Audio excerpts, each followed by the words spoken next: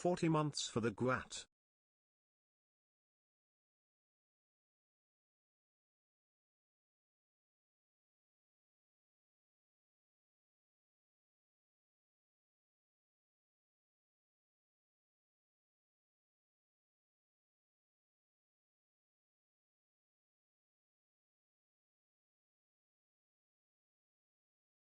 Where Streamer Man.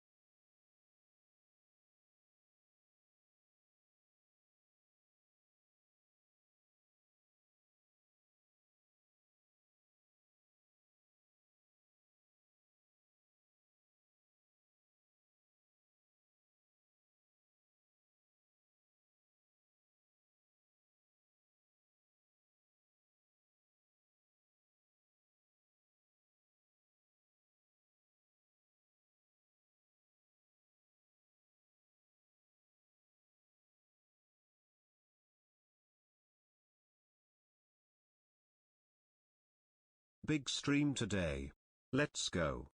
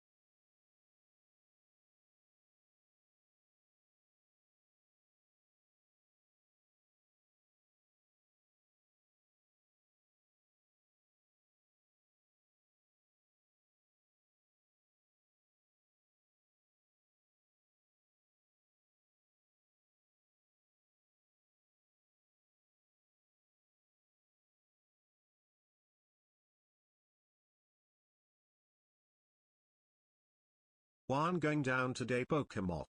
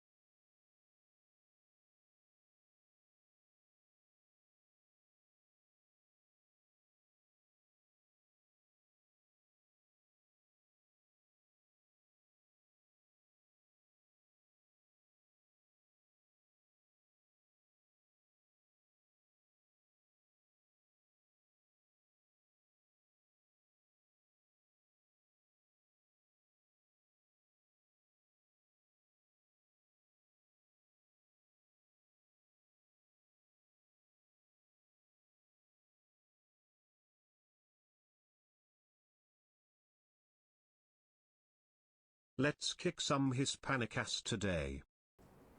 Morning, gamers.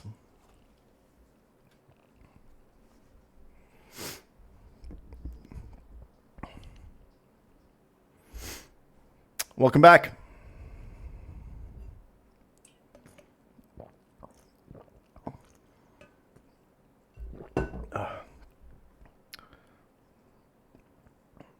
Chat, I'm going to keep it so real with you. They turned off the hot water in my apartment today. I look like fucking shit. But that's okay.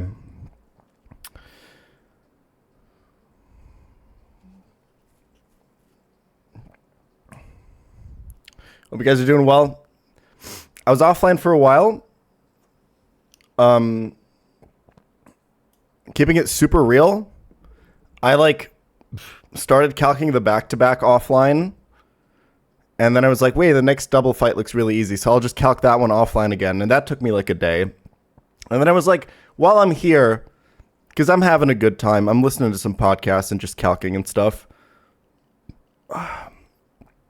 Let me calc Juan as well. And holy shit. That fight is fucked. Like, I have no double battle tools at all. It's so bad. It's so bad. So I have a line, but it's really bad. It's a trash line.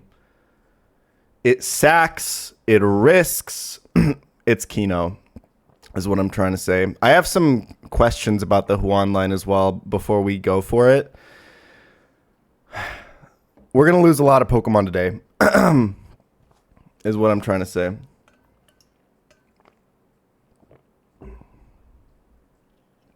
But we'll get through. I'm confident. I have some things that are unclear about that line for one, but we'll do that when we get there. We got two other lines to go through. The back-to-back is also brutal, and it's also going to require a sack. But the double after is actually one of the easier fights in a while.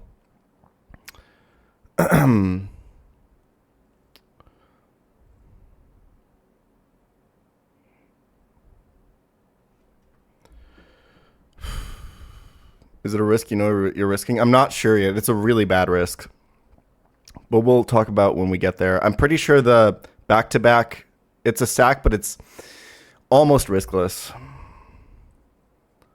But yeah. I went to the market the other day because fuck it, I was up early. And I bought some killer ass lemons. Dude, I bought some like high quality, expensive ass lemons. to put in my lemon water with some ice cubes. Oh my god, it's so good. Dude. They got almost like an orangey note to them. Oh, fuck me.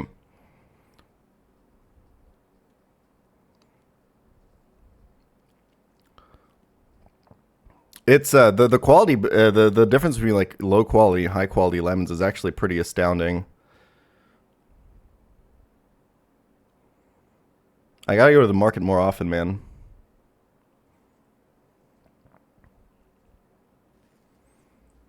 Anyway, ever tried Brazilian lemonade? No, but I see it on my YouTube shorts all the time, so. I don't know what breed of lemon it is. It was like at like an Italian stand at the market. They're crazy.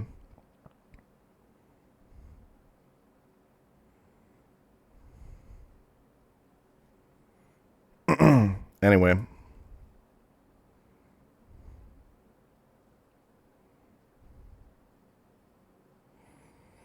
We'll talk about the lines in a little bit. Let's do a little bit of Pokedoku to start the day. I got some notes here.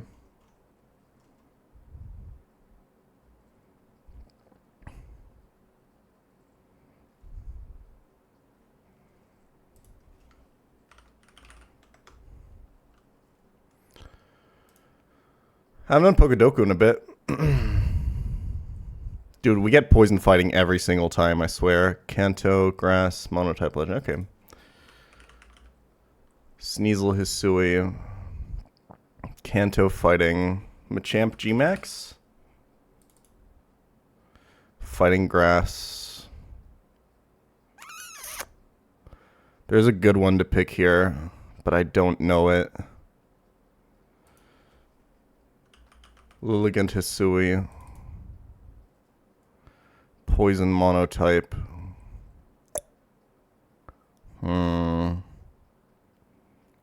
That one's deceptively tough.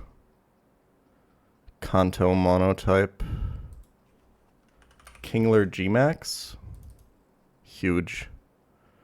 Grass Monotype.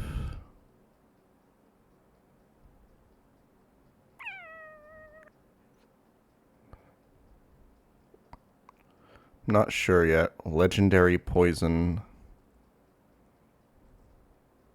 I have no idea. Let's go for Moltres for Legendary. Kanto, I think. Or does Mega Mewtwo? No, Mega Mewtwo counts, right? Hey pChal, how you doing? I can go Ogerpon on Grass Legendary, right? Okay, Legendary Poison.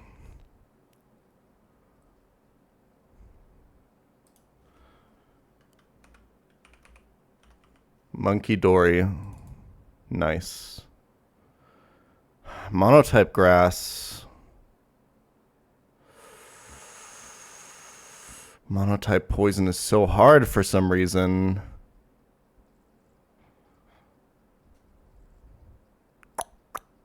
There's not a lot of them. Monotype Grass. I mean, I'm just gonna go Petilil here.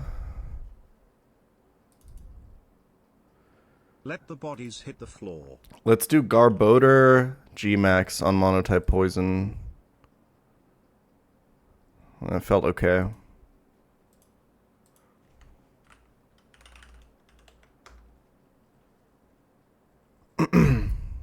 $78 out of 6. Not bad at all, actually.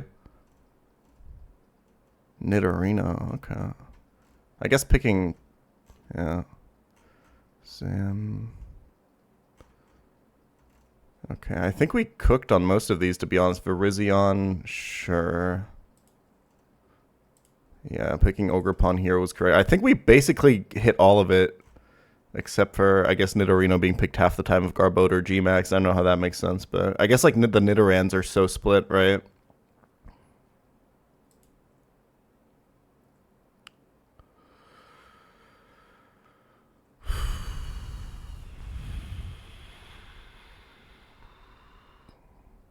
Oh shit, a stream at a reasonable time so I'm not relegated to pChal daily.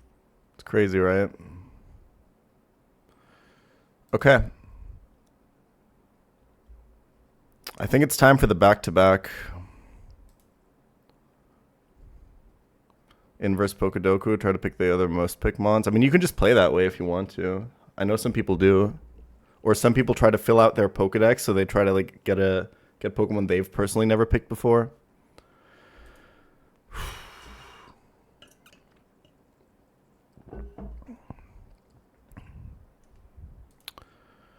Okay.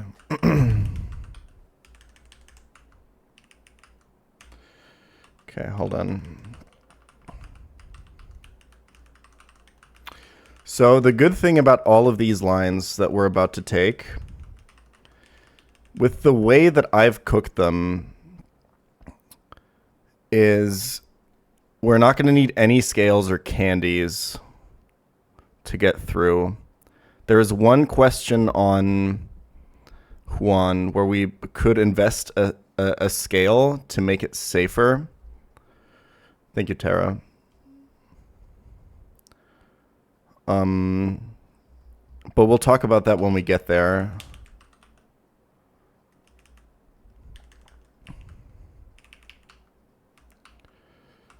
We need Absol, which I completely dismissed as a lead for this back-to-back, but I think it's actually pretty good.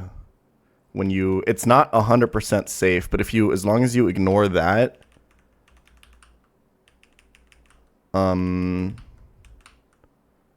inconsistency, it's the best lead I have for that fight.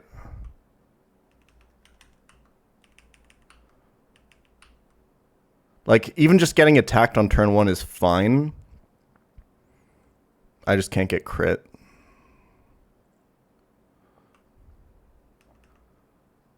Surprisingly, I'm not using Mega Arrow today at all. I really thought, dude, you have no idea how much I cooked for this one. I think, like, off stream in terms of cook time, it must have been at least 7 or 8 hours. There was so much shit. Like, there's so much fucking shit that fucks me in that fight. But we'll talk about it in a bit. Let's get this set up. What am I missing? Shifu, Thundi, Lantern.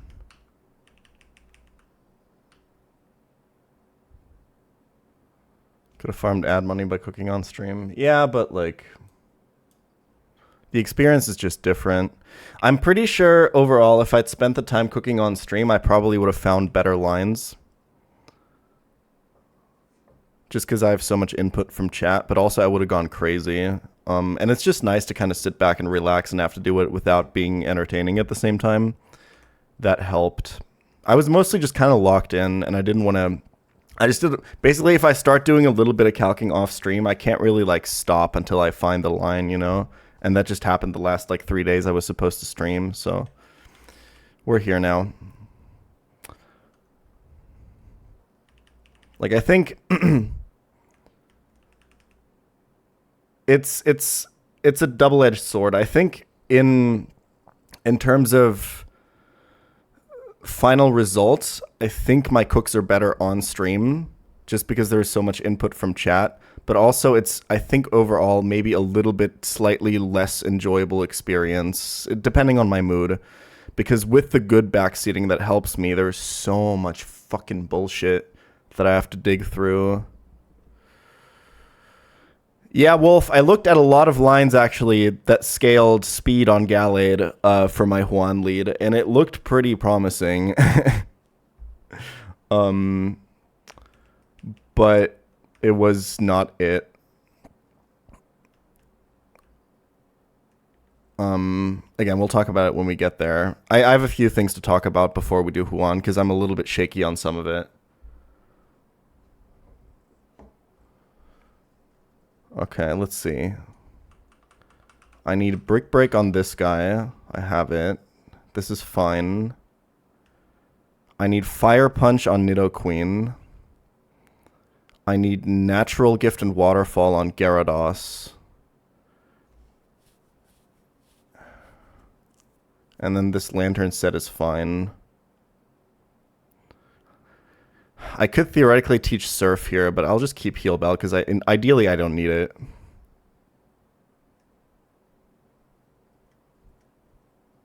It's a good beat. Okay, let's get...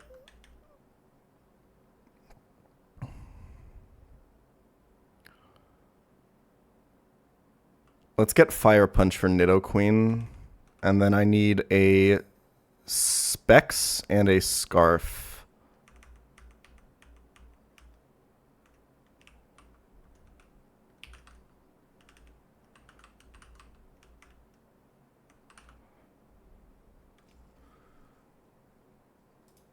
Long ass SoundCloud link incoming.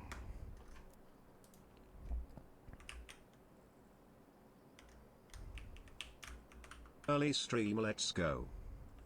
There was so many potential scales to be used on Juan. There was Gallade Speed. Gallade HP, actually, was something I considered. Aerodactyl Attack.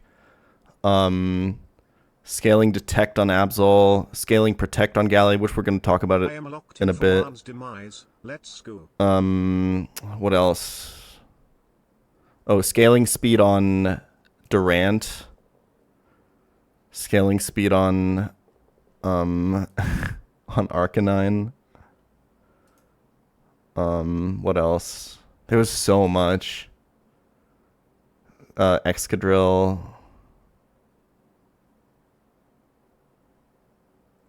Anyway.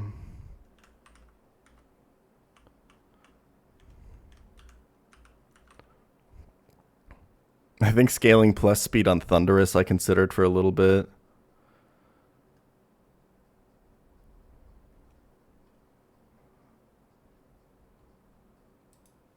Yeah, Wolf.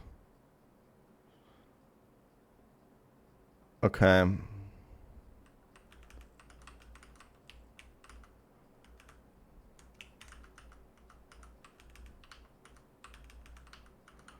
Is Juan falling today? I think it actually does. Yeah, so... hopefully Bubbles, if I did everything right. You dropping frames? Nope, the internet's bad.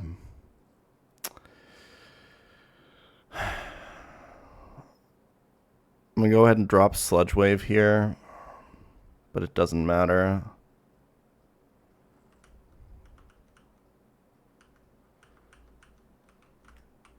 Okay. And we need Scarf Shifu in position 2. That's important in case of Fiction.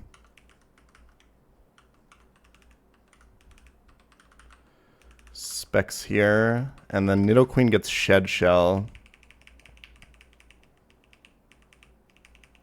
People that were there while I cooked the first bit of this fight on stream, the wheels are turning, the cogs are turning in your head. We need to teach Waterfall to Gyarados over Aqua Tail. And then we also need Natty Gift.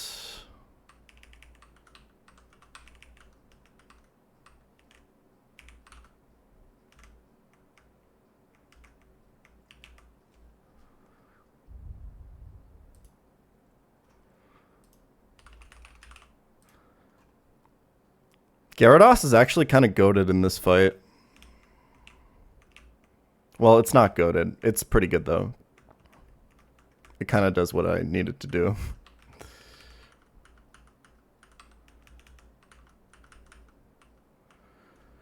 Okay, important is Icy Wind on this. Do I teach Surf over Heal Bell? Should I just pull the trigger? Like, it's not going to come up. But I'm also not going to need Surf on this fight, so fuck it.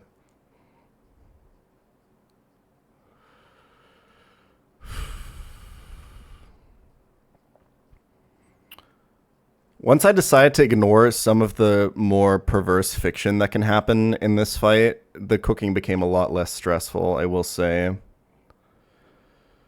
Okay, so if I have this correct, let me just double check this. I need the ground type berry on Gyarados, which is going to be Persimberry.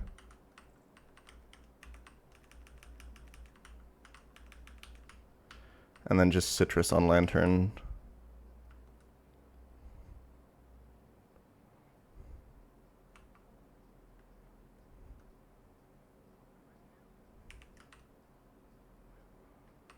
I think otherwise we're good.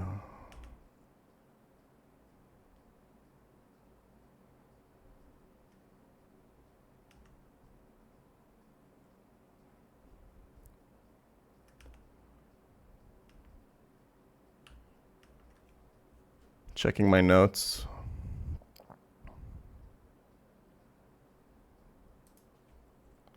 Citrus, Persim, Shed Shell, Specs, Scarf, Brick Break, Absolute.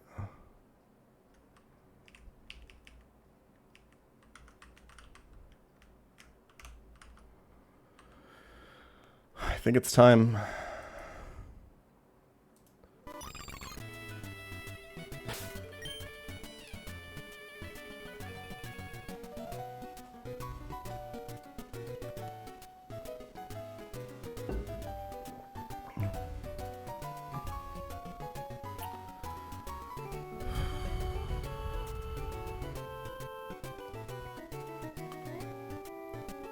Let me go through the line in my head one more time.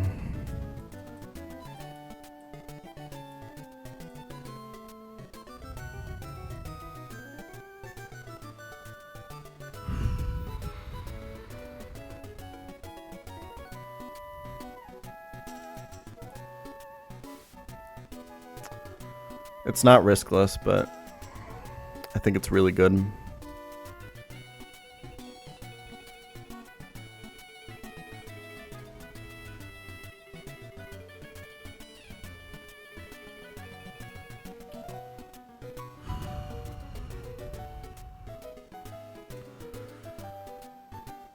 Thank you, Kevin.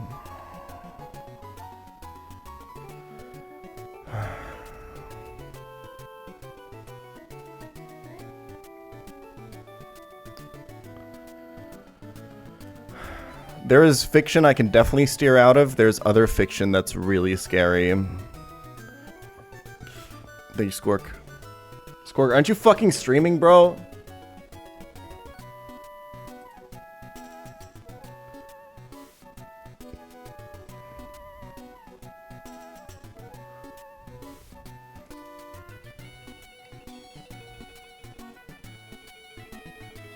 Okay.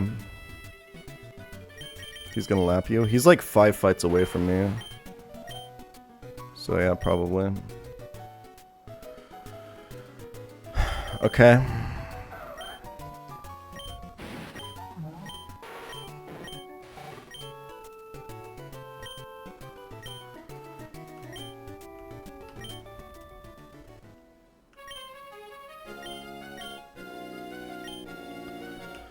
All right.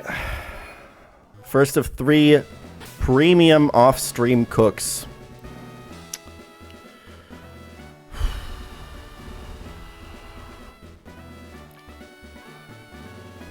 This shit's gonna be cinema, boys. We're taking some risks.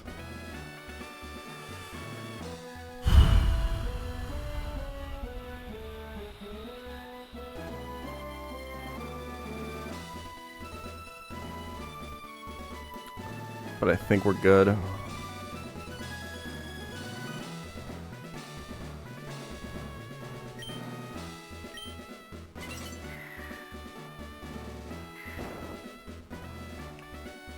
It's up here. And then do the puzzle and then fall down there.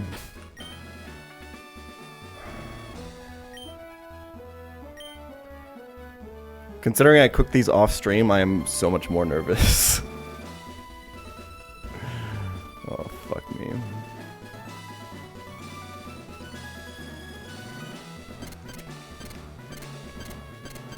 Come on, this shit's easy.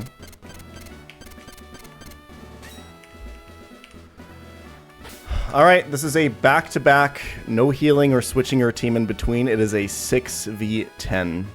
I have 6 Pokemon. The next 2 trainers both have 5. I cooked a while for this. It's brutal. It's not riskless. It's bloody.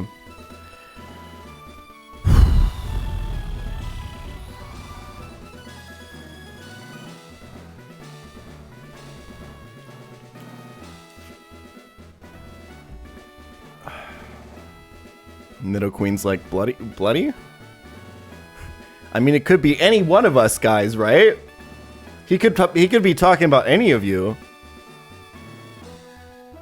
Thunderous.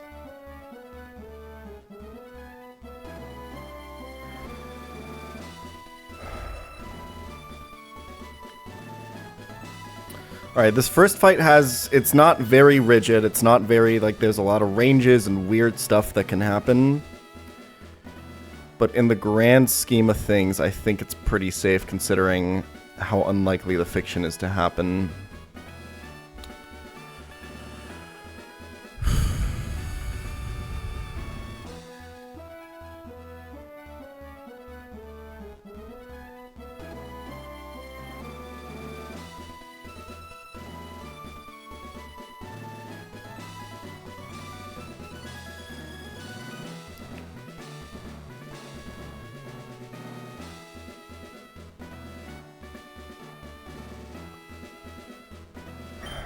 I think I'm ready. I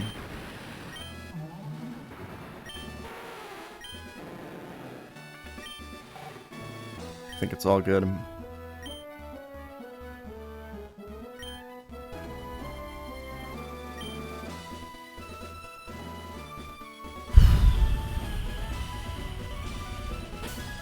One last item check.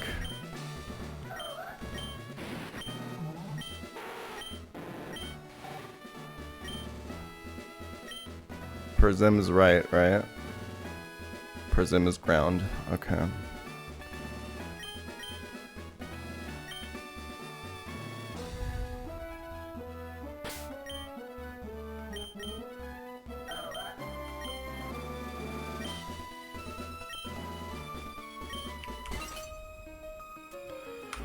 Okay, this first fight starts with Focus Sash, Weak Armor, Kabutops. Pretty much impossible to just one-shot outright. It really wants to Stealth Rock, so we really needed to. This is the very first, not wipe condition, but extremely we're in a lot of trouble condition. We're gonna Mega Evolve to get Magic Bounce to throw the Stealth Rocks back at him. He's really, really likely to use Stealth Rocks. If he attacks, it's actually fine, unless it's a crit. If it's attack and crit, we're super fucked. But it's really, really unlikely. He's so likely to Stealth Rocks turn 1. We're going to knock off here and proc Weak Armor to give him -1 defense, +2 speed. We really, really, really want to see Stealth Rocks here. It's super, super important. Having the Stealth Rocks on his side of the field actually helps with a lot of other fiction as well. Let's do this. Please show me Stealth Rocks. Please show me Stealth Rocks.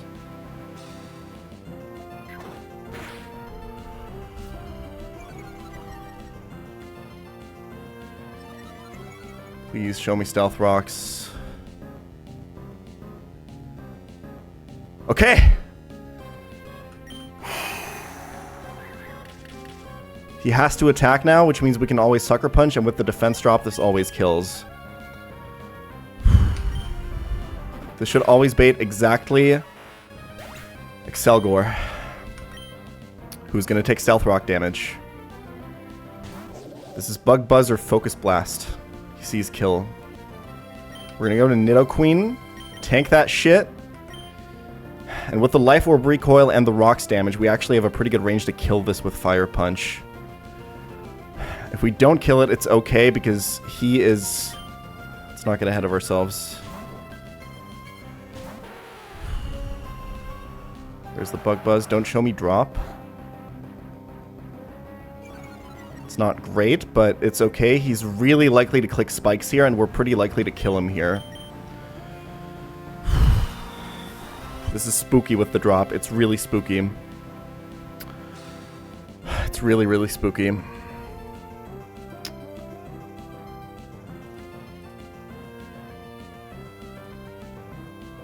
We're not dead to any crits.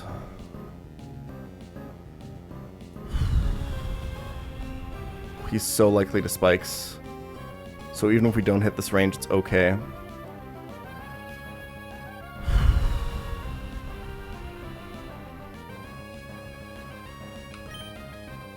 Okay, that's not great. Not terrible, though. I think we have a kill here. Okay. This should always be Gothitelle. We're -1 Spadef. Signal Beam still doesn't kill us. This is always exactly Psychic, which is perfect. It's Shadow Tag, but we're Shed Shell. He has to exactly Psychic. We can literally just switch back to Absol. Spikes are not up here, which kind of changes the line a little bit. But it doesn't change it in the grand scheme of things. Psychic Gem doesn't get used up here, which means he keeps his item. We take spikes. We don't take spikes damage. Knockoff always kills. Okay, because we're full HP, I think this is actually Whiscash.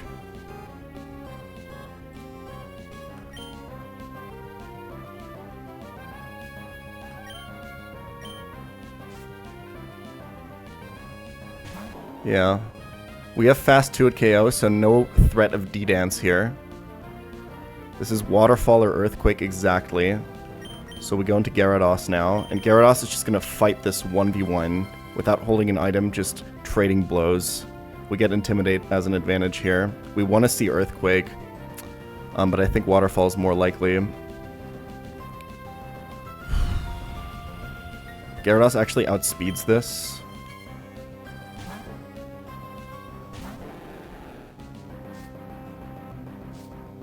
But Intimidate actually doesn't work as Oblivious. I forgot about that.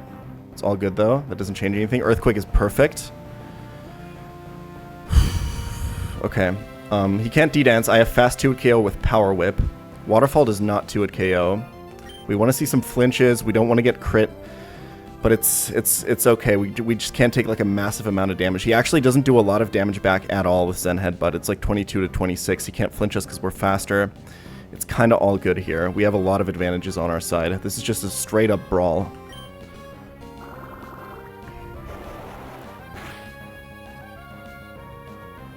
No crits.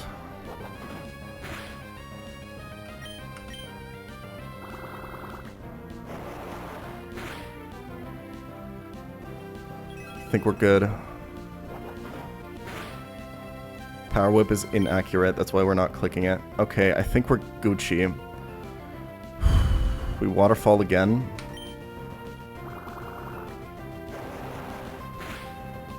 Okay, now this is Togedemaru, who does get Sturdy broken by Stealth Rocks, but that doesn't matter. We need to slow this down before we can kill it.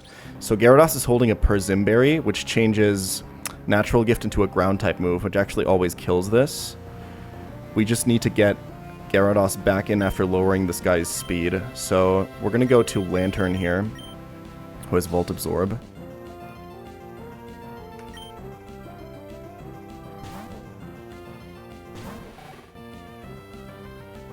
Beautiful. I think this is always clicking Endeavor. We're going to Icy Wind just to slow this down. Is Gyara dead to Iron Tail crit at all? No shot, right? No. Okay. I believe that means we're good. Okay, slow this guy down. Endeavor gets clicked. That's all good. It's all fine.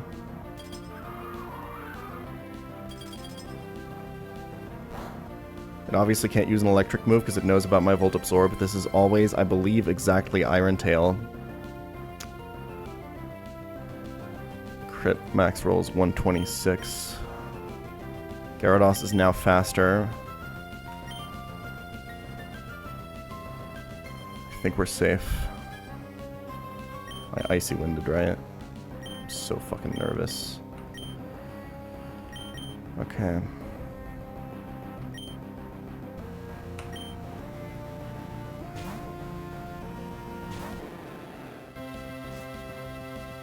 Beautiful. Gyarados did such a good job compressing here by killing both the Whiscash and the Togedemaru. Alright, I'm faster now, and Ground-type Natural Gift always kills this.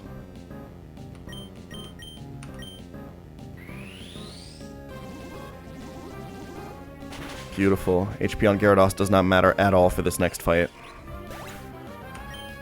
Alright, immediately get dropped into the next one now.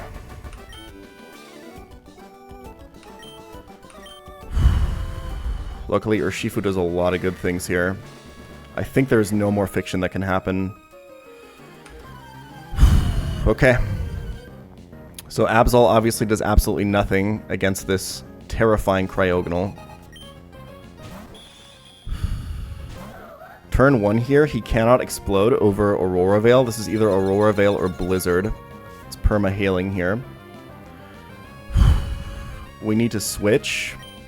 The problem is, we can't switch directly into Shifu who can kill this, because if it's not Aurora Veil, if it's instead Blizzard for highest damage and we get frozen, we lose instantly, because Scarf Shifu needs to kill 3 Mons on this team. The only way I have out of this is to go to Nidoqueen and sack it. If he Aurora Veils, he has to kill the next turn, which means he can't explode. So Nidoqueen needed to bait like a kill from this and actually die. And then I can go to Shifu. Brick Break always kills through Aurora Veil and breaks it, and then I have the line. Nidoqueen, my friend. I have no fucking idea how you survived at this point, I'm not gonna lie. I have no fucking clue.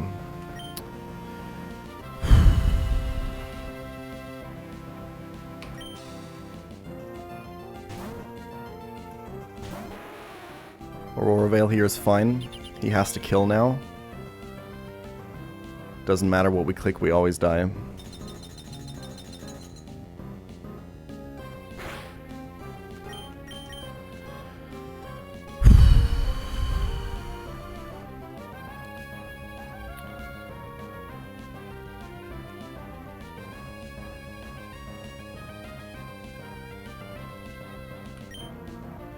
See ya. And now Scarf Shifu outspeeds and always kills with Brick Break, breaking the Aurora Veil in the process. This is the only way I had for this lead to work, with Absol being in the lead.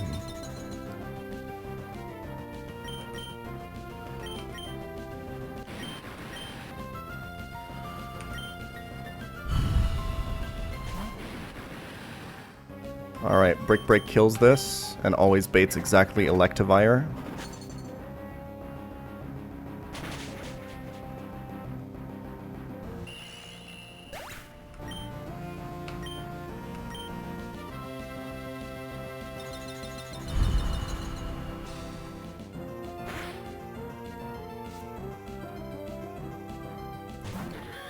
Electivire has to exactly go for Thunderbolt, so we can go to Lantern.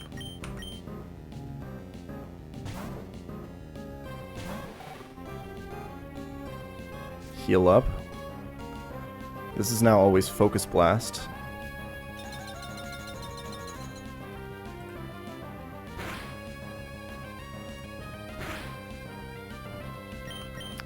We go to Thundy. We just need a little bit more damage on this.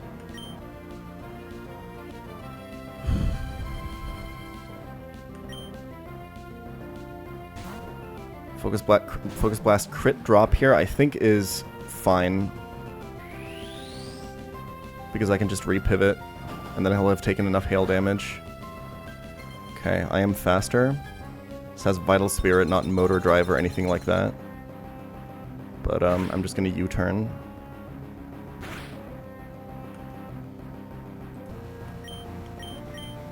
We're faster. This is always Weather Ball, Ice-type Weather Ball, so Shifu can come in. Outspeeds with Scarf. Okay. We take minimal damage. 07 Nidoqueen.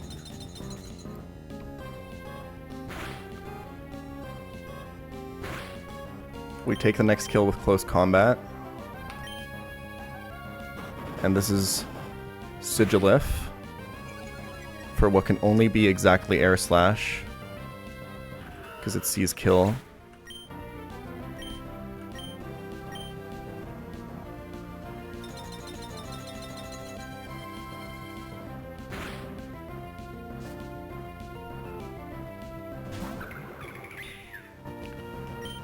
No setup here or anything possible. We can just go back to Thundy, who tanks this beautifully.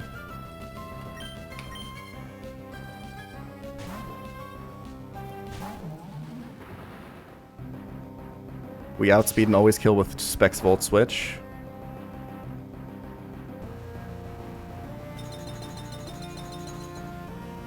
And this is checkmate.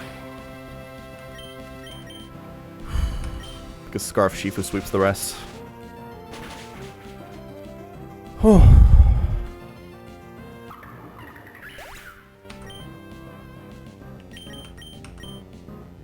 All caps, baby.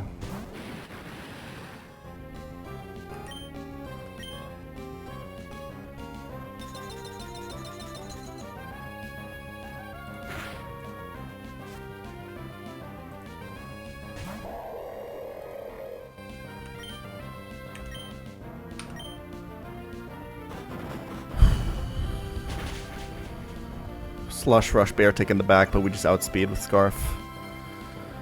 Holy.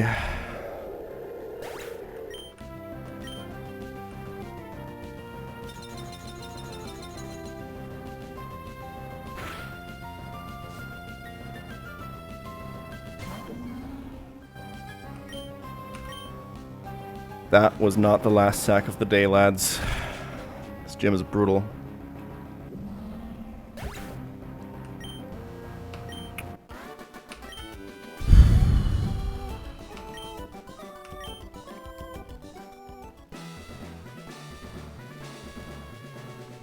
Who do you think tops between Urshifu and Beartech? Well, Beartech's definitely like a top, but I think Urshifu is like a switch, to be honest. Okay. That was one of 3 fights I've prepared for you. 36 deaths.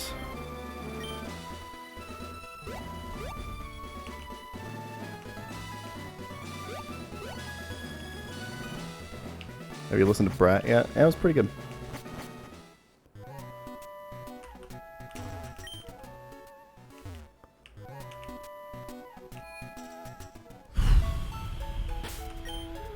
All right.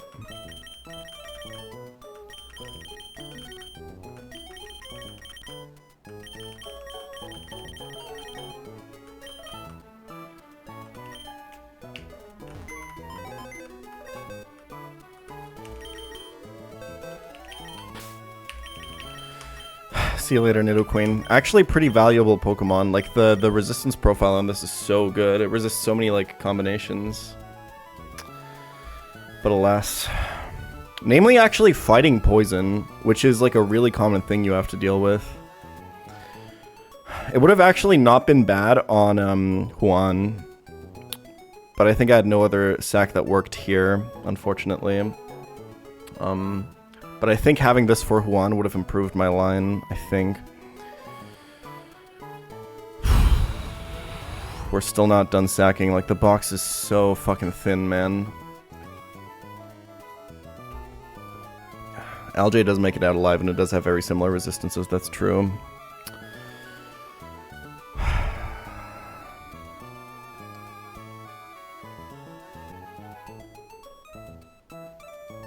Okay, this next fight is a breather. This one took me legit like 10 minutes to cook.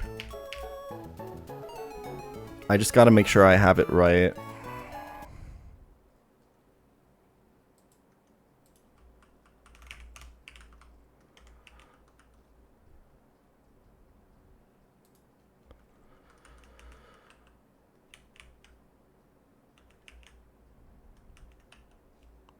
Slots are really important here. Shifu goes crazy on this fight.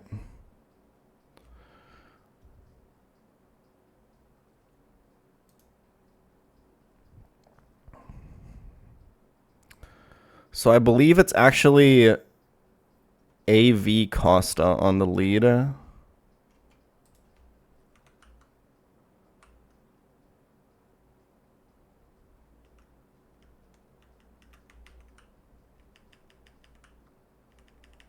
And then Legion, and then we need Shifu in the back, Thundy in the back, Salazzle,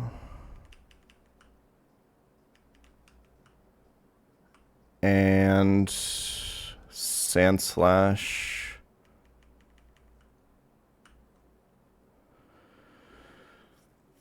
Okay, let me triple check this.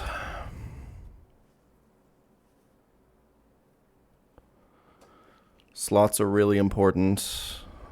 So the reasoning behind AV Costa is you bait Grass Knot exactly from Empoleon.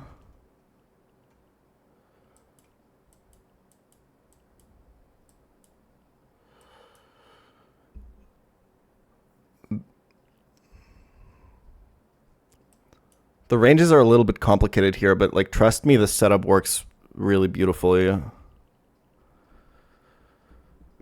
I think item on Basculegion doesn't matter. For some reason I put Mystic Water in my notes. I don't know why. It doesn't really make sense. Who's been your fav / most fun mon to use this run? Salazlo or Araquanid.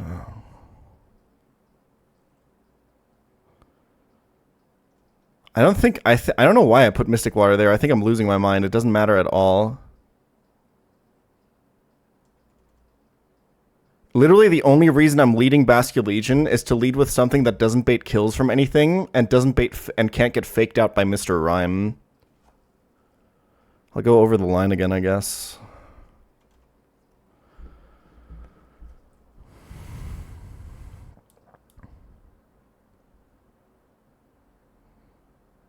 I think this could be no item and it would be fine. Yeah, I'm pretty sure. The Costa, AV Costa plus Basculegion lead means it's always exactly Fake Out plus Grass Knot into the Costa slot, which means I have full control over Urshifu's HP. I think that's the idea. And then Salazzle can go into Fake Out plus Grass Knot. And Shifu is the slot that actually baits, because it'll go into slot 1 on the Basculegion slot, right? Yeah, and then it's Lorb Shifu.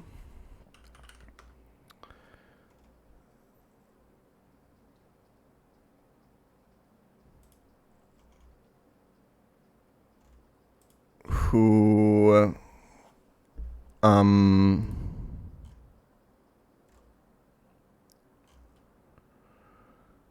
Hold on. Wait, why did this work again? Because I outdamaged Komao. Even after Hail plus Life Orb Chip.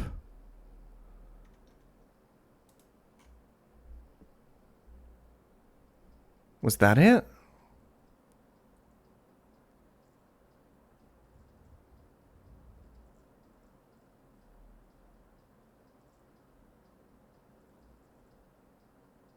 Oh yeah, wait, no.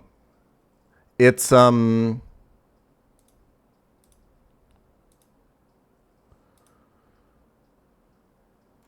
it's slow kill from Mamoswine, who doesn't know that I have fast kill because it has a sash.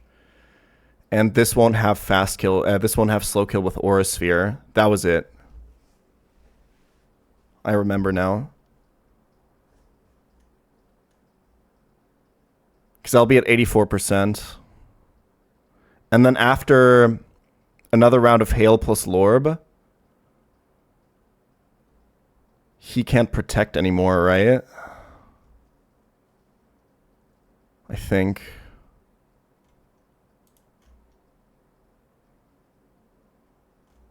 Is that true?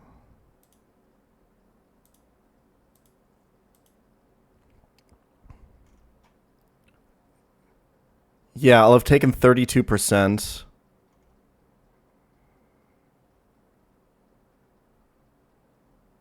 Wait, I think he can protect here, now that I think about it.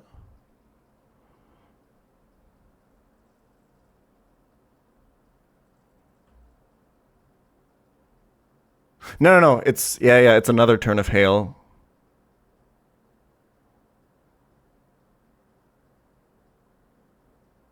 Yeah, I'll be at 78.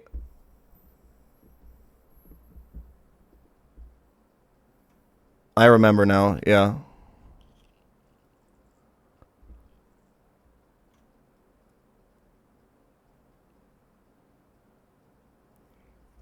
Because I switch in for one Hail, and then I take So I take 3 hail total for 18 plus 20 is 38, 62. That's exactly clanging scales damage. Yeah, that's right. Okay.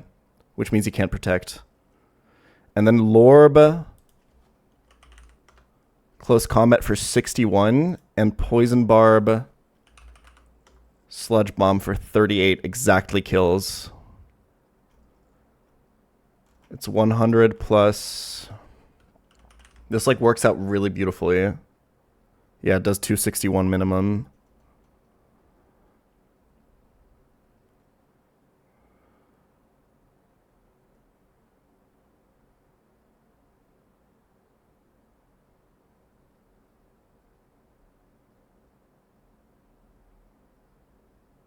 Okay.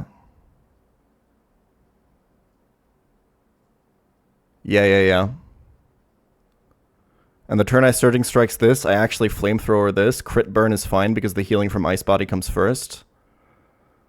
And then this guy's he's already broken. And then the turn that I kill, the turn after I kill this, Encore ends.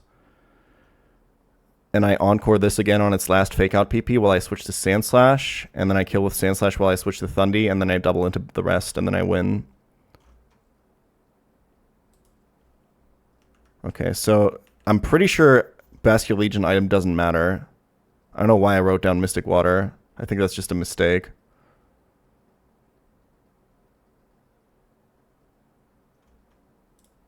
It doesn't change anything. He has to exactly Fake Out Caracosta here.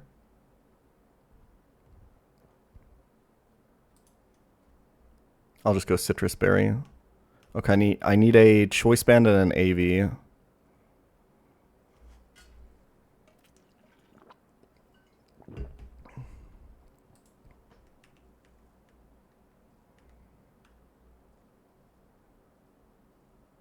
I have Thunder Punch on Thundy. These moves are also correct.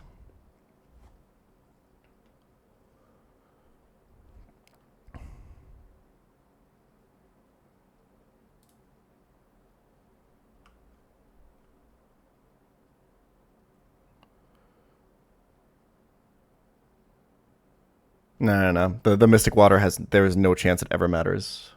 I don't know why the fuck I wrote that down.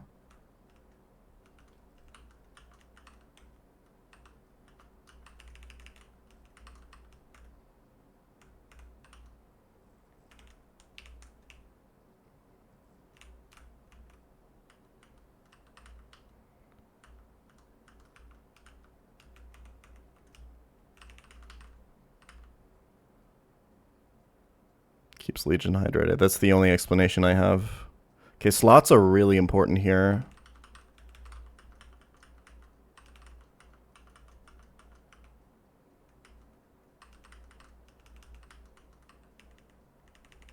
Poison Barb.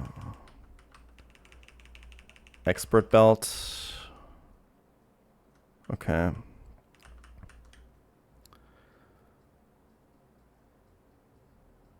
Mr. Ryan, Empoleon is slot 1. And we're baiting with Shifu, right? So the slot that Shifu has to switch into has to be slot 1.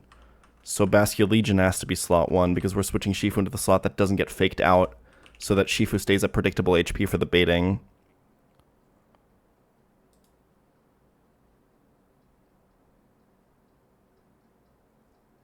Yeah, because we're killing slot 1. Right? Yeah.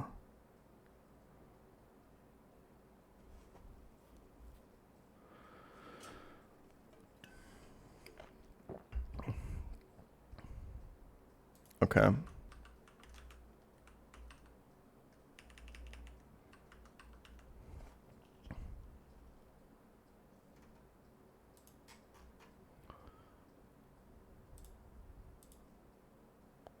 Grass Knot, 119 to 141. Okay.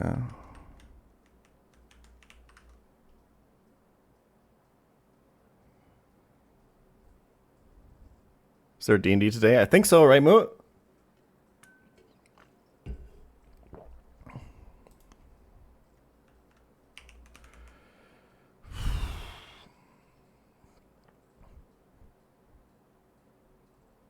Should be. Okay. You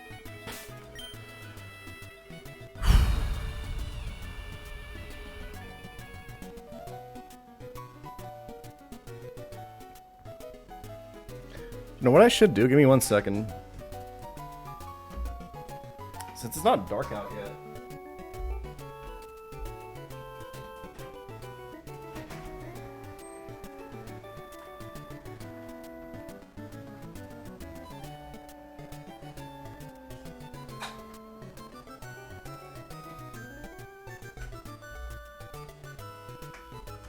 I'm streaming before fucking sundown, so I might as well open the window.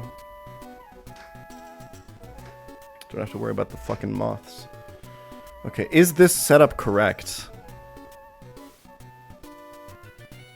Yes, Shifu needs to be the one baiting, and we're killing slot 1. I don't know why I'm so worried. This is correct.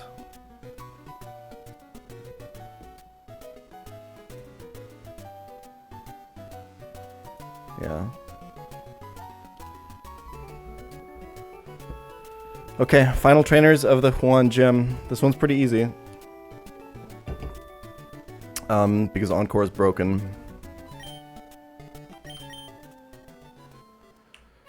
I'll double check my items, I guess. This doesn't matter.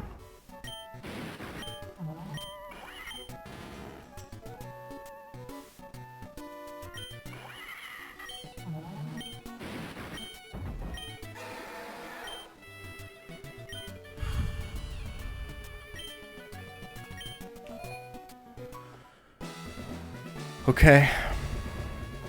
This is the easy part, lads.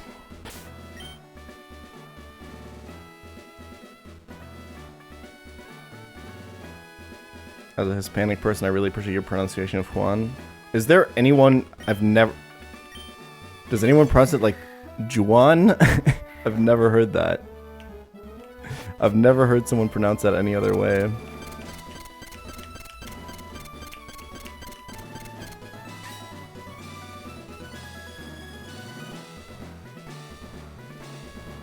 Lots of Juan. I mean, that's just... like, linguistic deterioration, right? You're trying to say it right, you're just, like, being lazy with your mouth.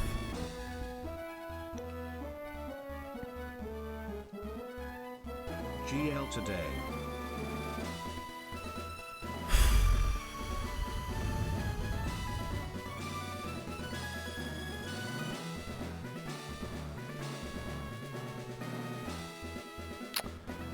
Fuck it, I'm pretty confident that I have this right.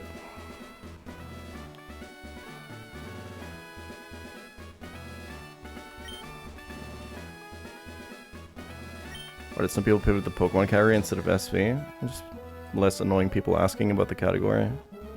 And that was like the point of using the Scarlet Violet category in the first place, right? It was just like general Pokemon category. So now we have the general Pokemon category, so we just use that.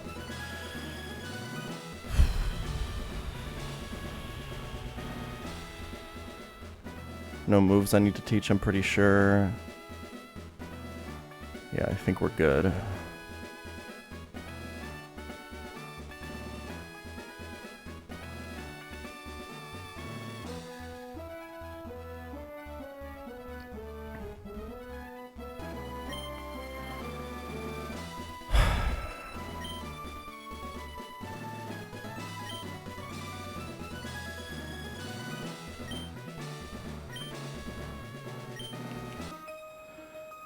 Alright.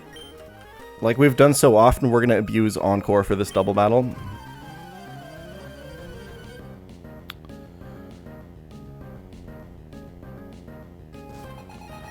These two lead Pokemon that I'm leading with exist only on this team to set up an exact situation for the opening 2 moves of the opponent. There's no other reason these guys are here. They're not going to come back in. So Caracosta with Assault Vest always baits exactly only Grass Knot from Empoleon and no Hydro Pump. And then because Mr. Rhyme doesn't see any kills on either of these Pokemon, it has to Fake Out. But because Basculegion's a ghost type, he can't fake out Basculegion, which means he has to fake out Caracosta. Which means the left slot here will be always untouched, giving us perfect control over our sweeper or Shifu, who needs to bait from the other side. And it's always exactly Grass Knot and fake out here, which gives us an opportunity to switch in Salazzle.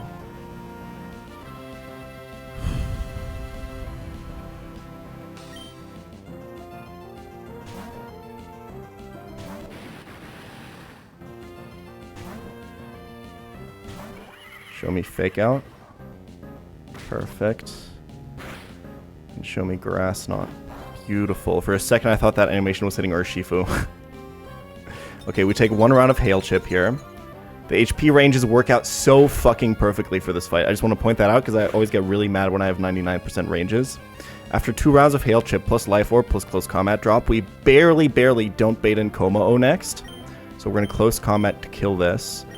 And Salazzle is going to Encore this guy into Fake Out.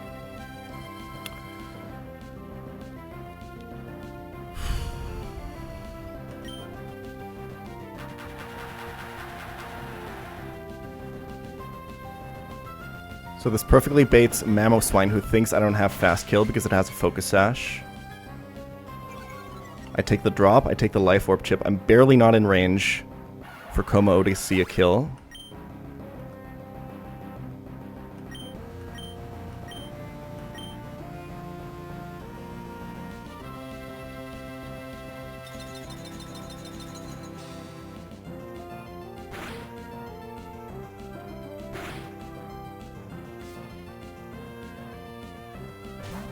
So I can kill this through its Focus Sash using Surging Strikes. And Mr. Rime's going to fake out again. I'm going to Flamethrower here. This has a Sash, so if I crit, I can't kill it. If I crit Burn, it doesn't matter because it has Ice Body, which heals before the burn damage.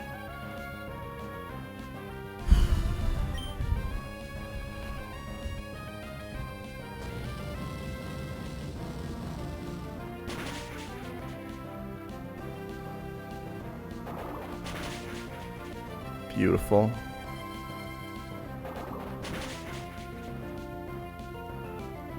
And now, after another Life Orb chip and another Hail chip, I'm always exactly in kill range of Kommo-o, which means he can't protect this turn.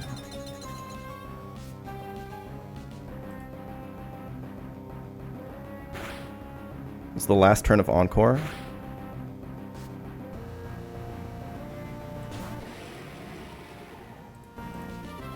Clanging Scale's minimum roll is 124. Sorry. Wait, hold on.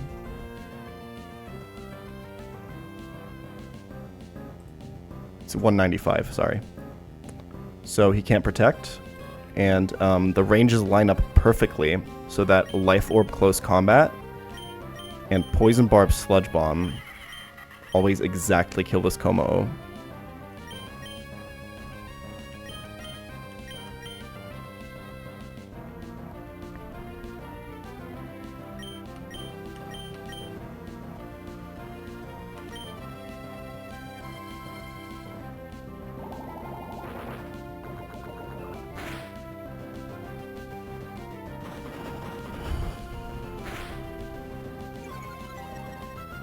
Alright, that was the last turn of Encore and his second to last Fake Out PP.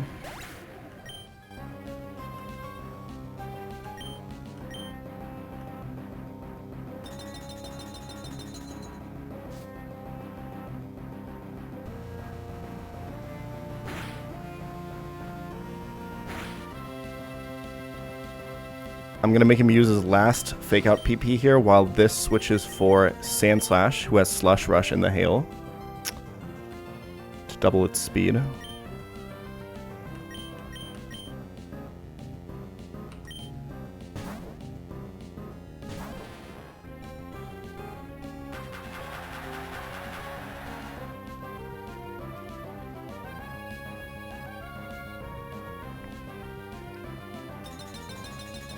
Beautiful.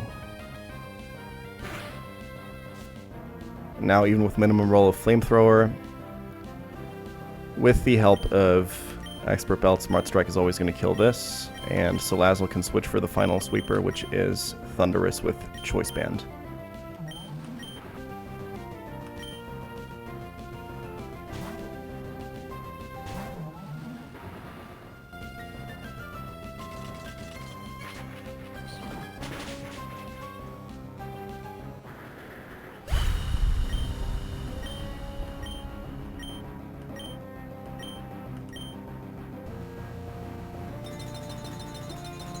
Pretty easy fight.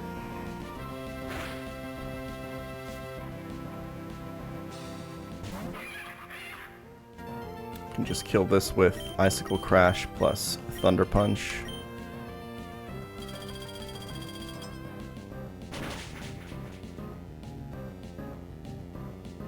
Take some Rocky Helmet damage.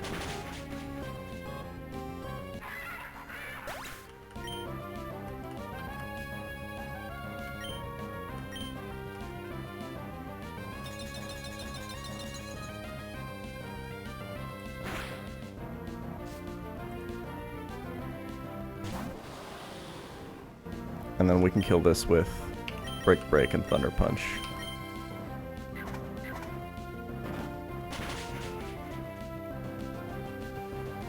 Okay. That was the easy part.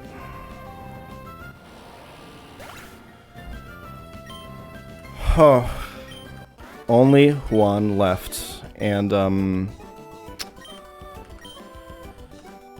it's a rough one. I cooked so long off stream, man.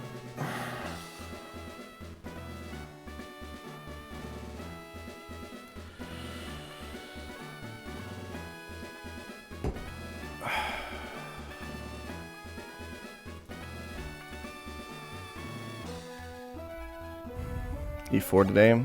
Man, in old school pChal streams, when I was at like 8th gym, I was like, yeah guys, E4 today. 12-hour stream, I guess. It was a different time.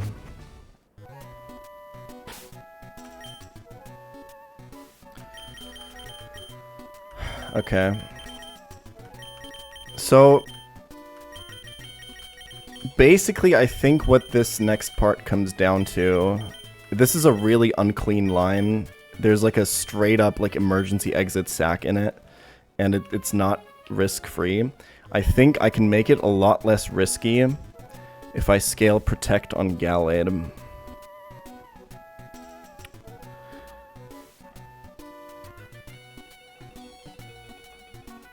Chat, tell me if I'm tripping.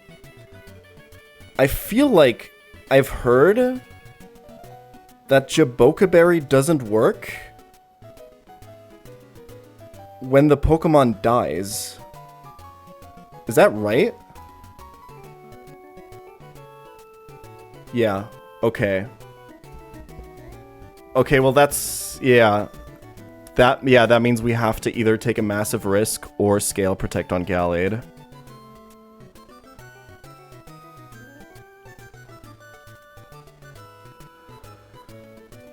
The problem is the risk is for Togekiss. And I think it's about like a 1 in 80 or something. It's like Poison Touch proc, Hydro Pump hit, and like a decent roll of crit would kill it.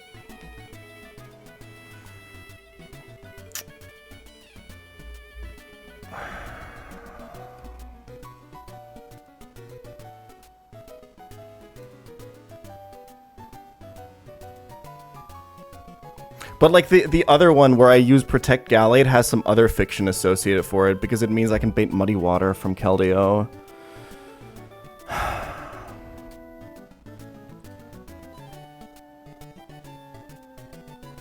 Togekiss is really valuable. It's my only fairy. It's like the only fairy that I have currently that I can bring to E4.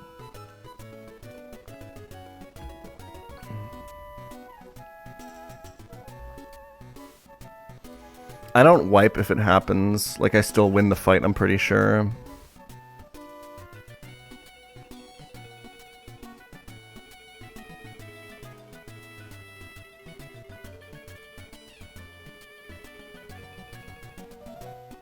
I can still get a Namarus or Primarina, but...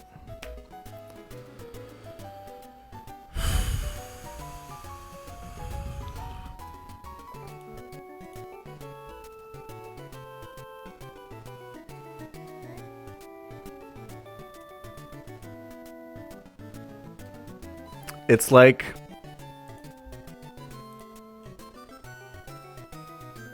Like, CC max roll plus poison touch from this is like 30%, which means Hydro needs to do like 70 with crit, and it usually does.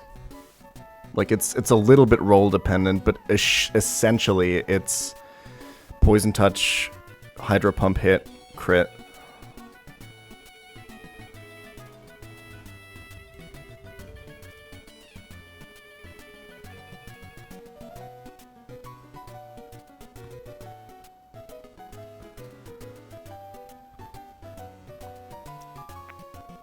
I have like no other way of setting this up.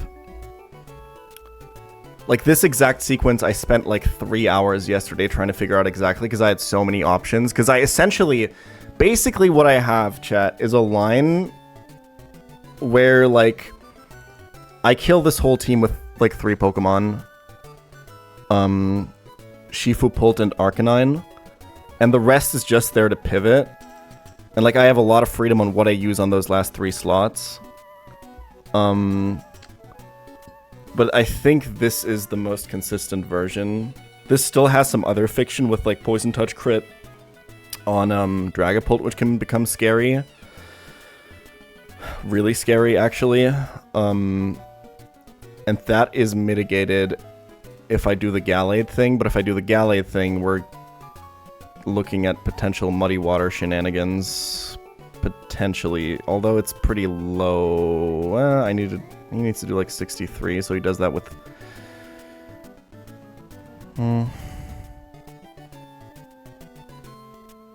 This Glass Tree broke my fucking brain, bro. This thing is so brutal.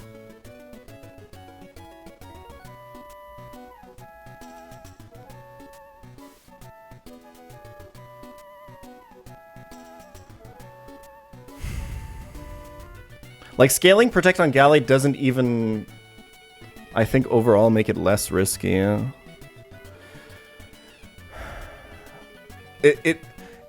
Ironically, what it does is it means I can use, I have a whole slot that I can use.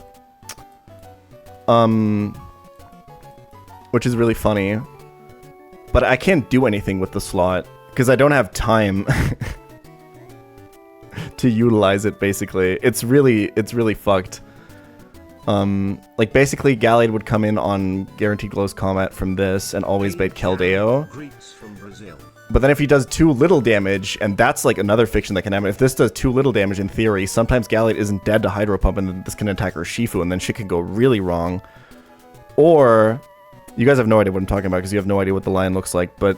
Yeah, I'm just kind of... Or if it does too much damage, it can be Muddy Water, and then it can be Muddy Water accuracy drop, and then I invested a scale, and I kind of didn't even make my line a lot... I added, like, a wipe condition to the fight that didn't need to be there.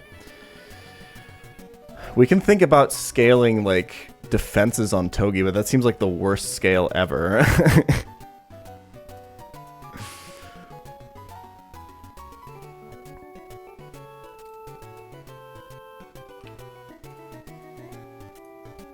$73. I think, like, HP scale doesn't even save me. This would do 30. Yeah, it would make it more roll dependent, I guess.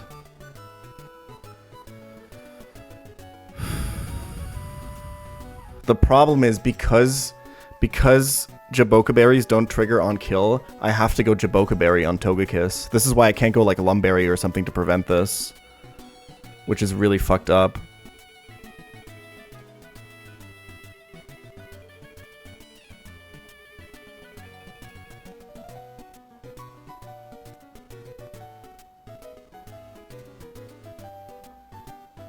Oh, by the way, we're sacking Walrein.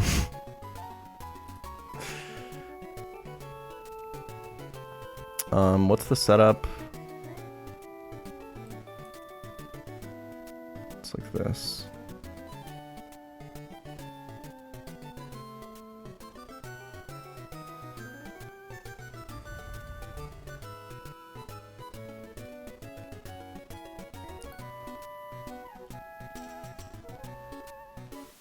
Pokemo 7 Pokemo Pok Pokemo Greed.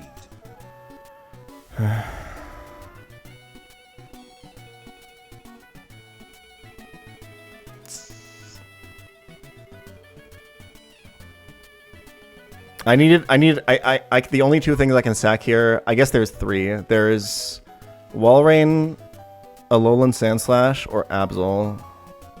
I think Walrein is the least valuable. It basically has to be something that always dies to Sneasler close combat, because I need an emergency exit to get basically the problem of this fight is that the only way I have to kill Glastrier is if I can kill Glastrier is with Arcanine, and that means that Glastrier can never be on the field at the same time as Basculegion.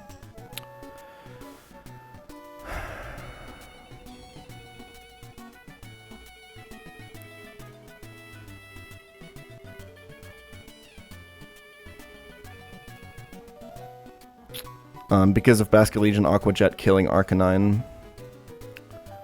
So the way I have it set up now is that Sneasler and Glastrier are going to die on the same turn. And then give me Salamence, Basculegion endgame, which is a lot easier to deal with. And from that line is basically how I constructed what I have now. I had like nothing that like kills this Keldeo except for like scaled Mega Arrow, which looked really good, but this you have to kill this Glalie early in this fight, basically, because it starts as regular Glalie and then has kills on nothing, and then we'll just do like random fucking shit.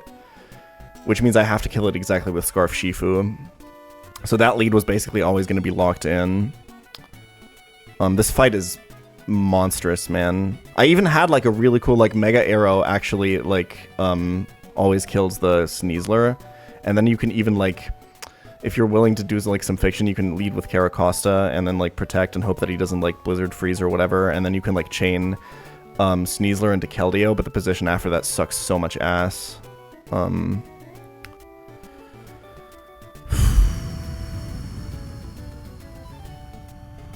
Oh man, there's actually like the Poison Touch crit fiction on Dragapult is really scary too, and I have found no way around that either.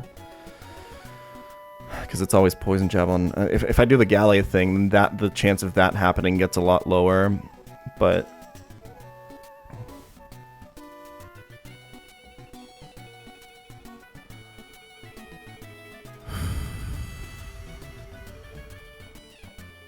Yeah, the Terra, I had to like level my Costa barely past always dying to Glalie. Which was fine, I was willing to risk the fiction, but the position was still not good for me.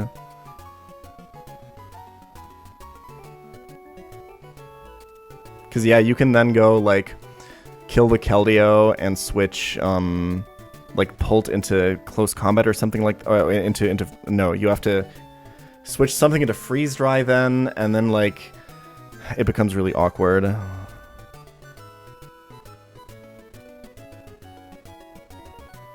But yeah, I have nothing else that like baits consistently from Glalie, which means I'm basically locked into Scarf Shifu as my lead. Which is good.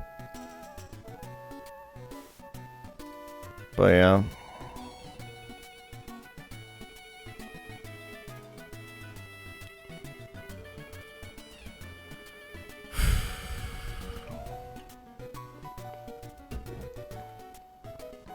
It feels really bad to risk the Togi, but...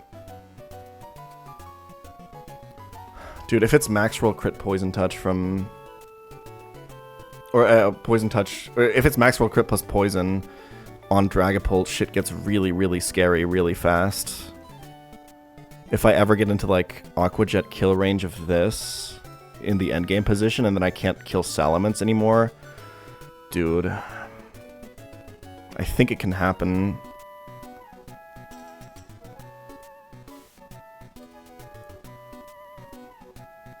My Skewda kills the Glalie, but it's the position afterwards still sucks.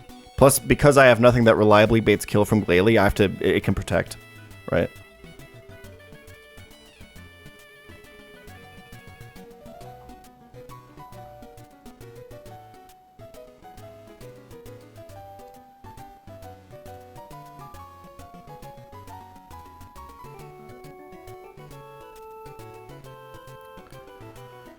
Yeah, my Skewda doesn't bait kill.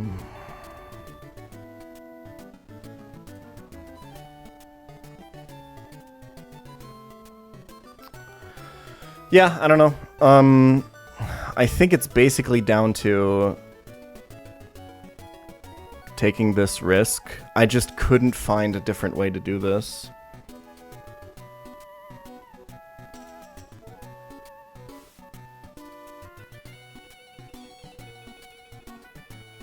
I think we're just gonna witness some cinema, huh?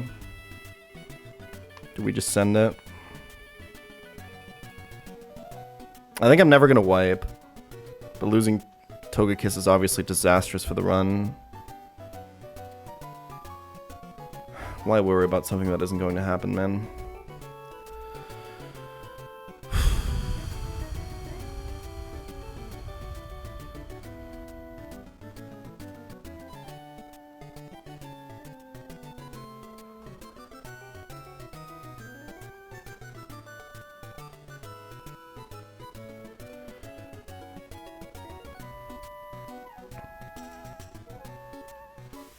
Apparently there's like Evital stuff with Togekiss, but I don't know if I'm really doing that. Like, I could look at it, but I don't know. God, we're so fucked if I lose my Togekiss.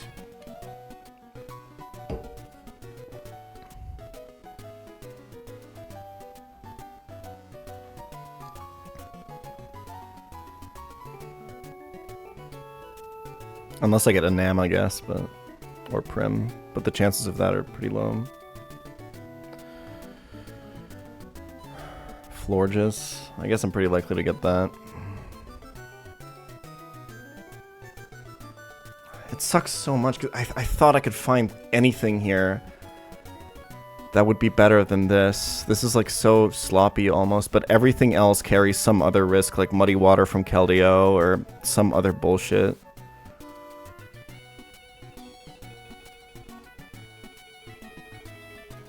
I looked at so much, like...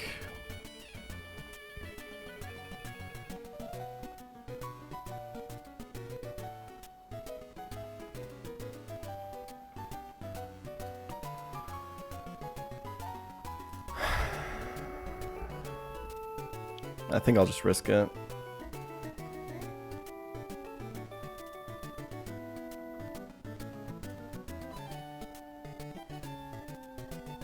Scaling makes it very range dependent, but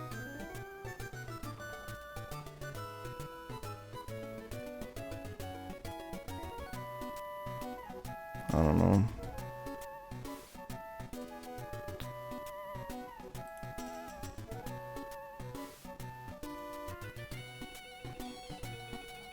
Need a whacker consult on this one.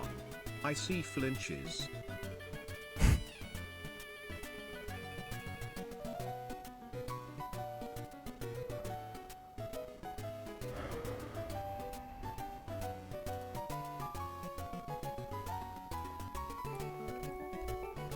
On Evital, on Sydney. What am I even looking for?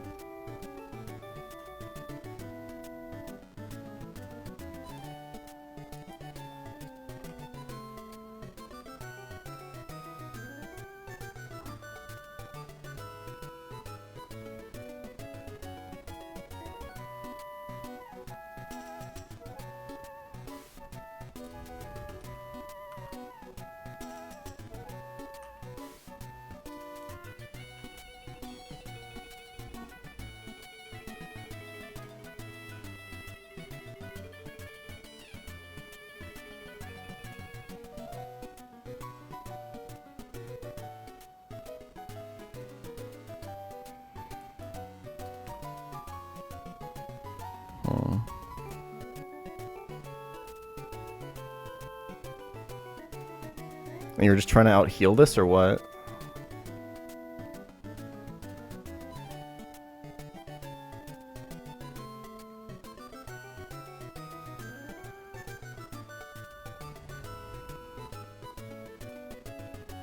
Yeah, I don't think this changes anything.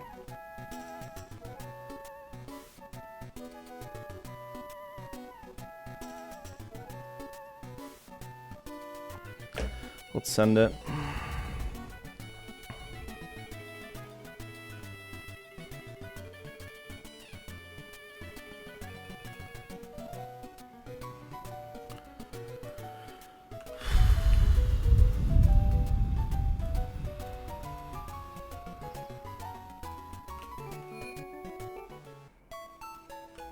God, if it's crit poison on fucking pulled, it's so scary.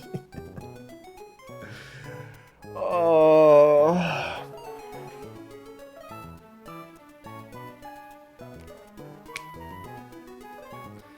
God, it feels like my line fucking sucks so much here.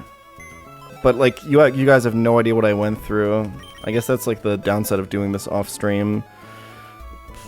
Like, I lost my mind calcing for this fight. Let's see.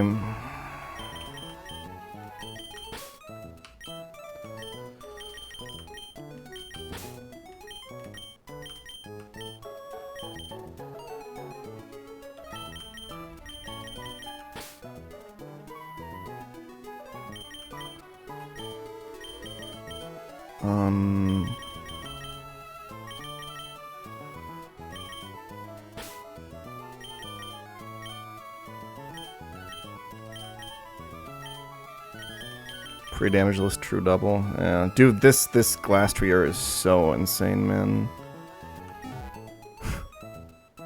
Rhyperior Rock Wrecker is a range to kill it unboosted.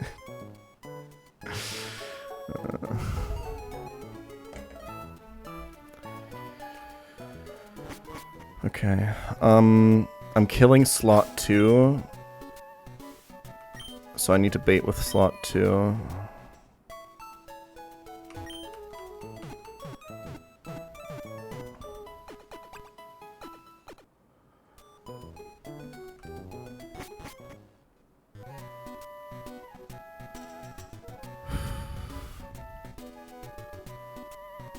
Dude, if Mega Absol had the decency to bait only Secret Sword and not Hydro Pump from Keldeo. But whatever. Could have scaled Detect there.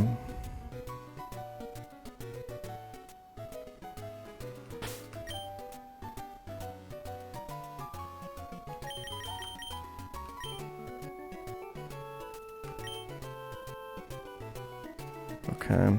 I need Scarf and Band.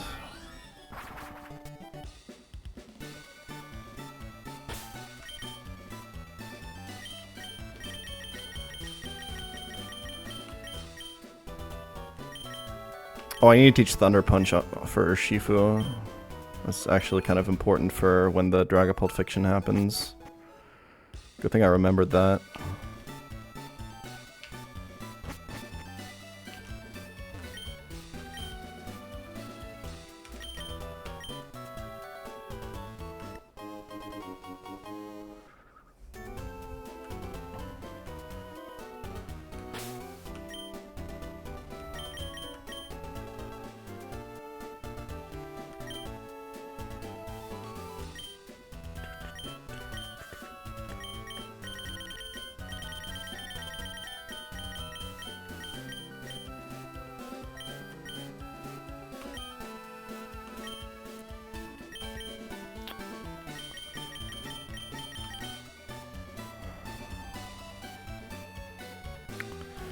Any suggestions for Walreign's final held item here?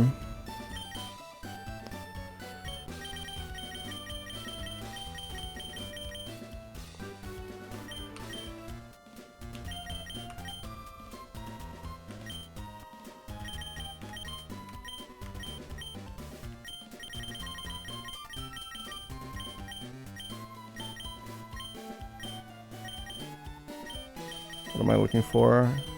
Spell tag.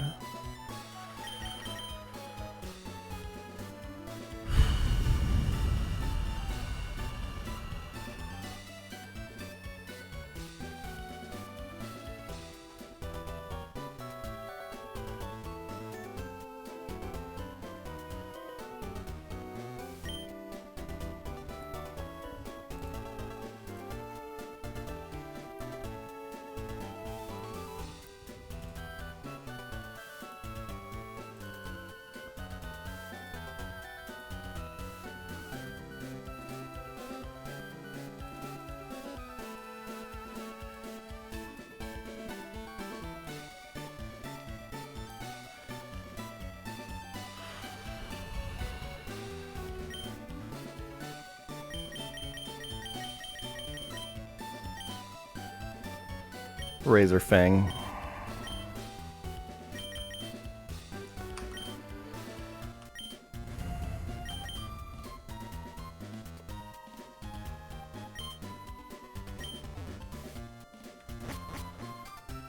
Oh man, dude, there's a lot that can go wrong.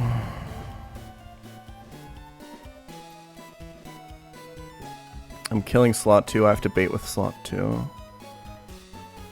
Ergo, Caracosta goes to slot 2. So I can get Keldeo. I think I never wipe.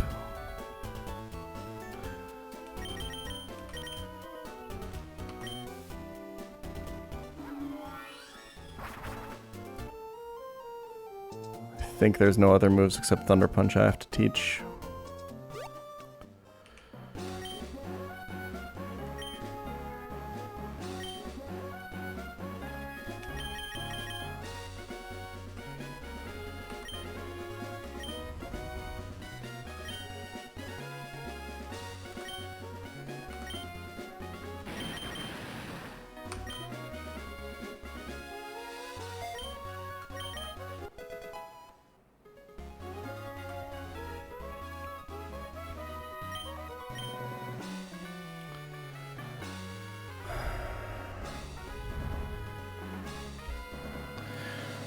Yeah, like the basic issue, Togekiss's job in this fight is to deliver the Jaboka Berry and switch into exactly close combat and Hydro Pump, while afterwards still baiting a kill from Sneasler. And I'm pretty sure Togekiss is the only mon in my box that can do exactly that.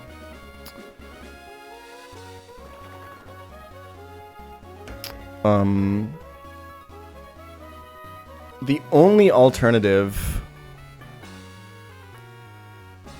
No, there is no other alternative. Well, okay, hold on. I think there's like Armaldo and just sack if he hits Hydro Pump. And then I have sack 2 instead of sack 1. There's no way that's worth it, the 1 in 80. I'm like so low on sacks and I need as many as I can get to get through this game. Are you winning?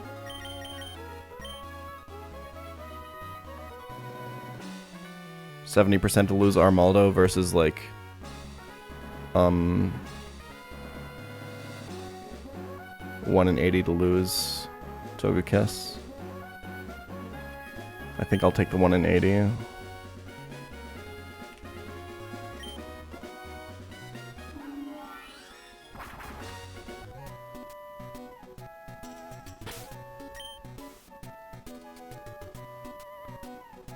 The upside of the Armaldo thing is that it makes the Dragapult thing a lot less risky.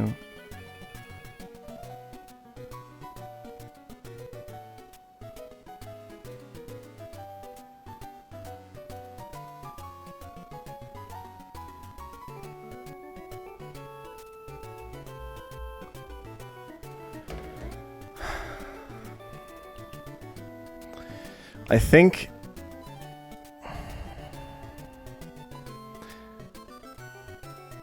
this does like 40, and I take 1, 2, 3 rounds of poison for 37, 70. That's 77, I go to 23. If it's max roll crit plus poison on Dragapult, it's potentially really, really, really scary.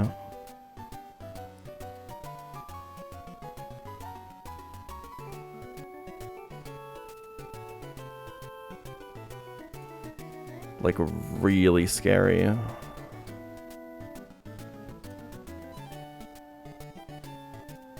I think now Legion can see fast kill on Pult.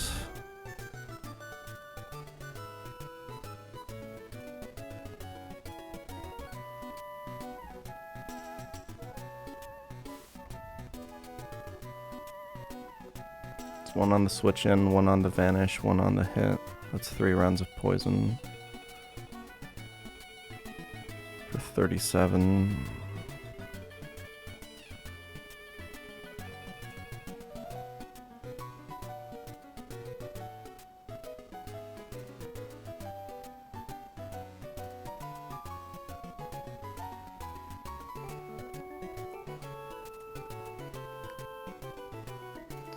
I need damage boosting item on Pulse for the baiting to work.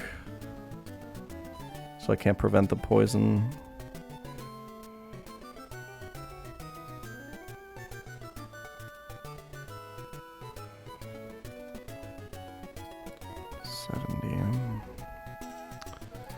How much do I take from poison?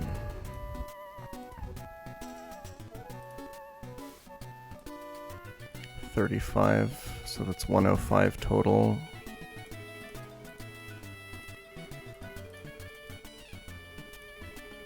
$181. 111.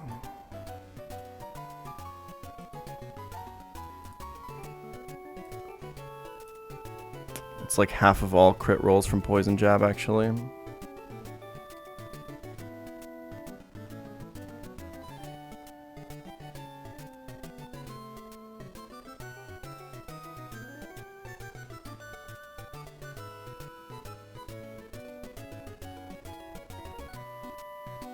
Maybe I should do the Armaldo thing.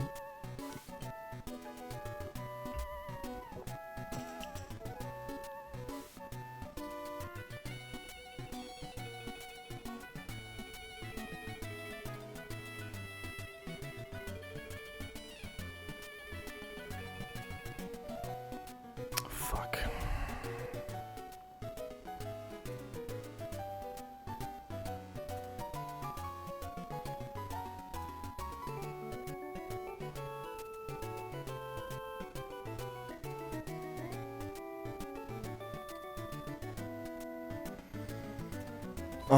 Now I'm really freaked out. If this gets put into Aqua Jet range by like half of all crit rolls from Poison Jab into Poison,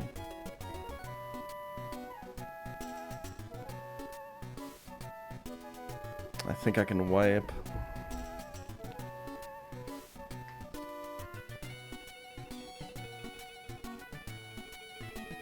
Because I can't safely kill Salamence anymore.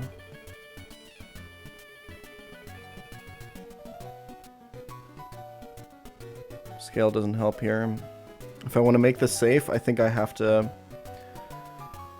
sack Armaldo.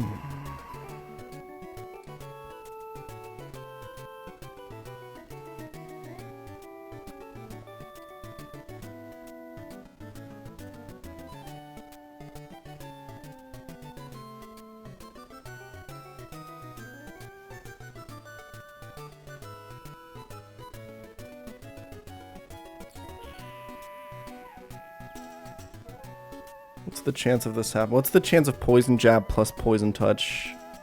What's the chance of those poisoning?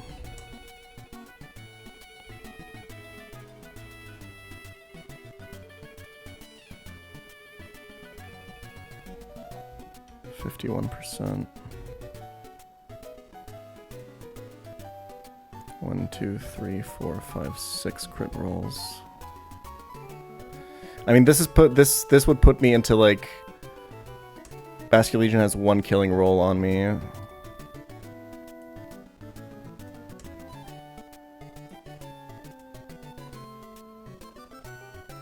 Which means I have to risk my Pult and maybe the whole run on like Vascular Legion not finding that range.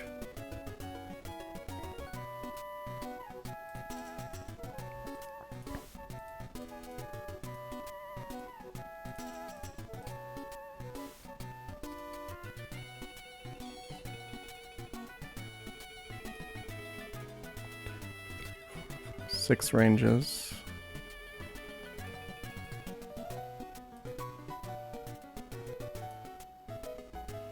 We're looking at 1.1%.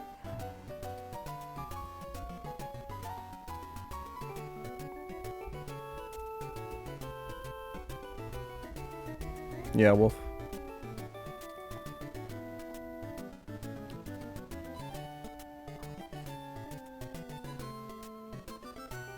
Arcanine is out on the other side in that position, which always baits fast kill, and I just go Shifu on that.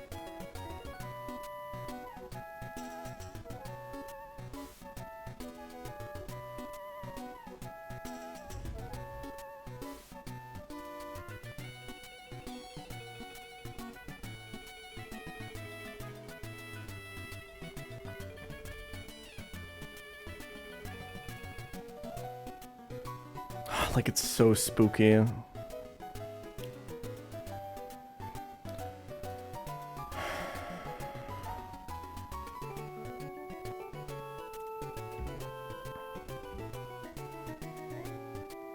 This is a really tough call. The Armaldo thing works. It basically comes into close combat, delivers the berry,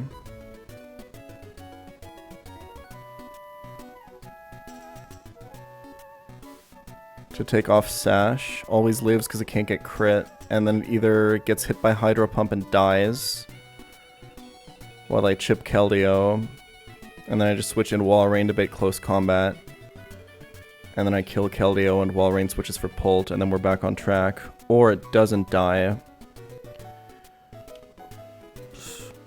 and always baits CC next, and it's the same shit.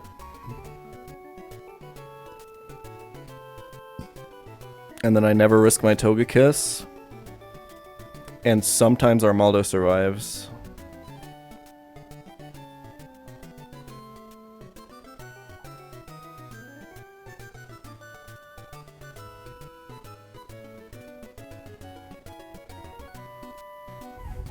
So line A has a 1 in 80 to lose Togekiss, and a 1% to put us in a horrendous situation where we have to steer the fuck out of the fight. Line B doesn't risk any of that, but means that 70% of the time we lose Armaldo. Or what's the hit rate for Hydro Pump? Is it 80%? I think it's 80%, right? 80%.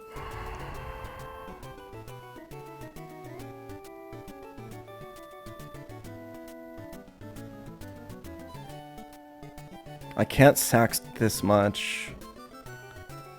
I'm running really low. My box is still not that good, and there's a lot of fights left in the game. Ah, this is such a tough call, man.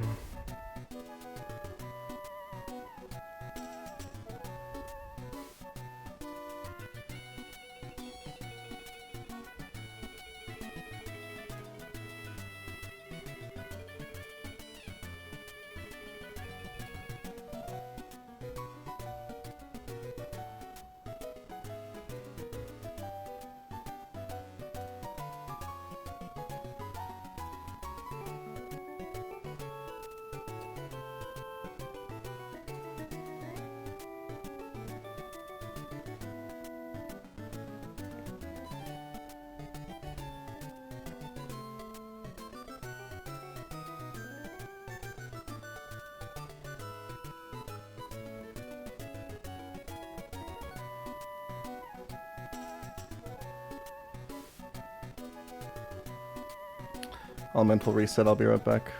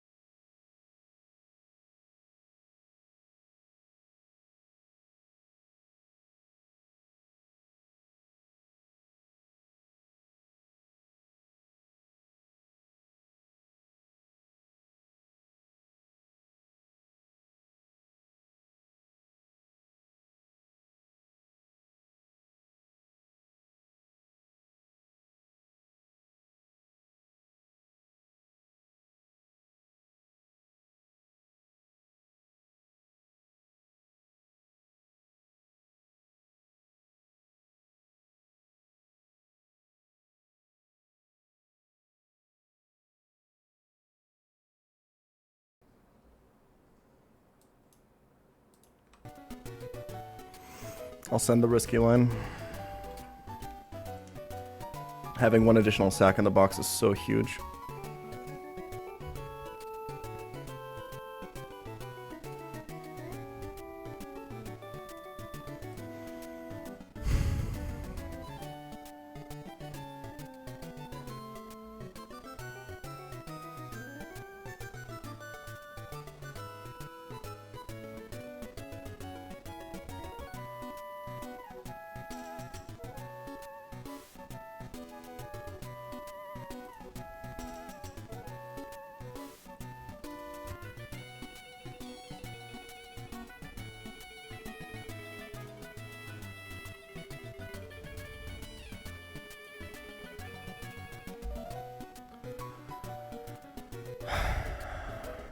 We wipe, we wipe.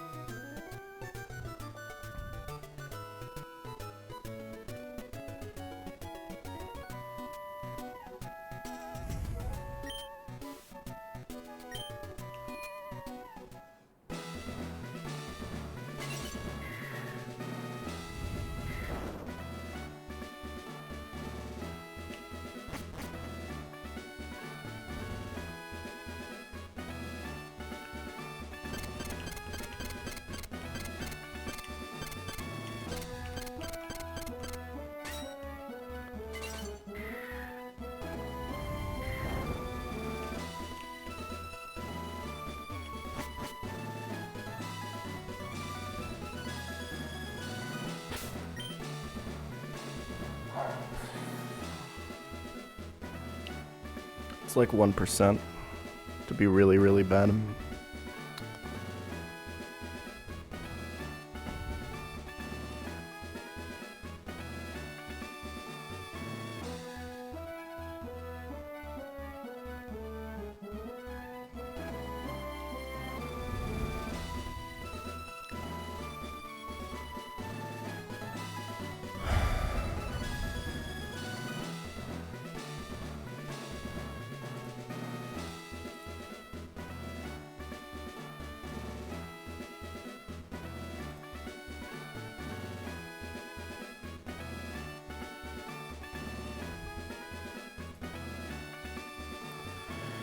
Eighth gym.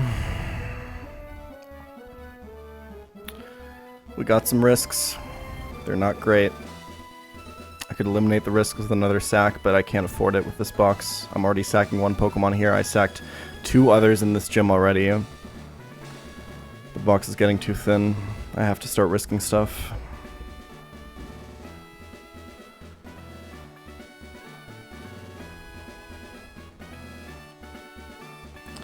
It's one.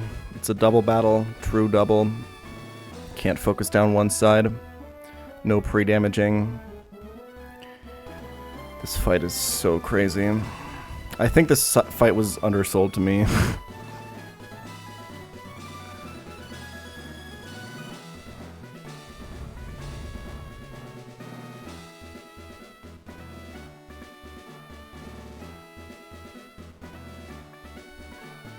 Why worry about something that isn't going to happen?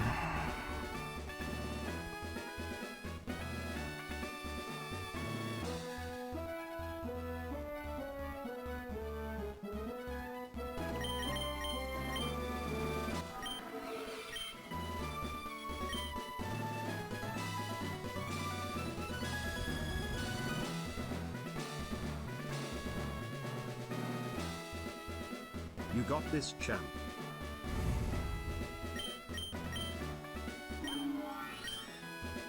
Jaboka is the right one, right?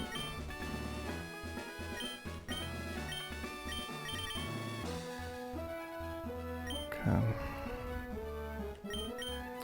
Dude, if Jaboka procced on dead Mons, it would be so much easier. The other risk would still be there, but...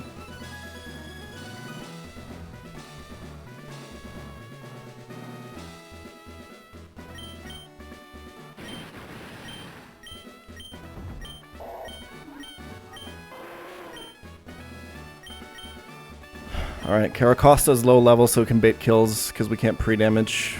Slot 2 is correct because I'm killing slot 2.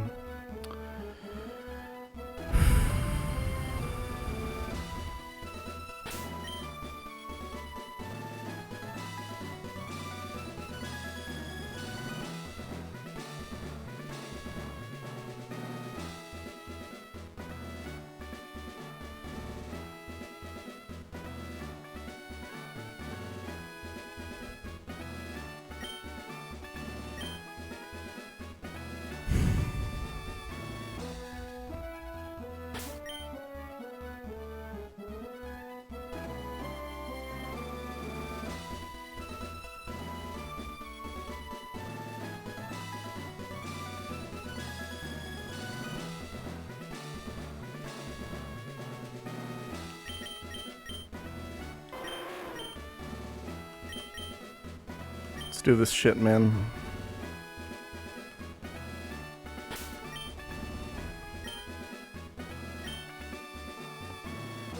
Having 0 fake out Mons sucks so much. Alright.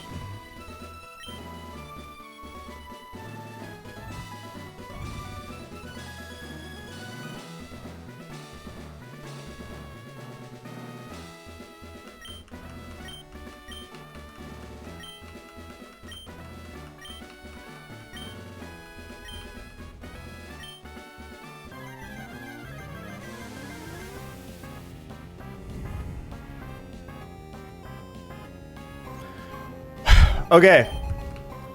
This Mega Glalie is a huge fucking piece of shit because you can't pre-damage, which means that because he's calcing with regular Glalie on turn 1, it never fucking sees kills on anything, so controlling it is impossible. It can also protect.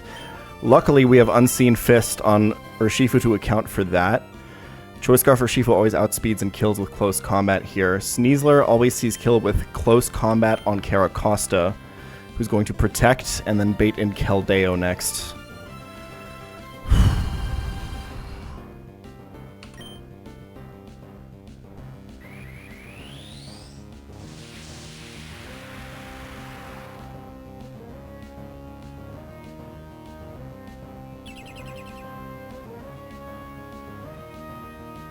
Because Caracosta shows kill to Sneasler, it can't fake out here.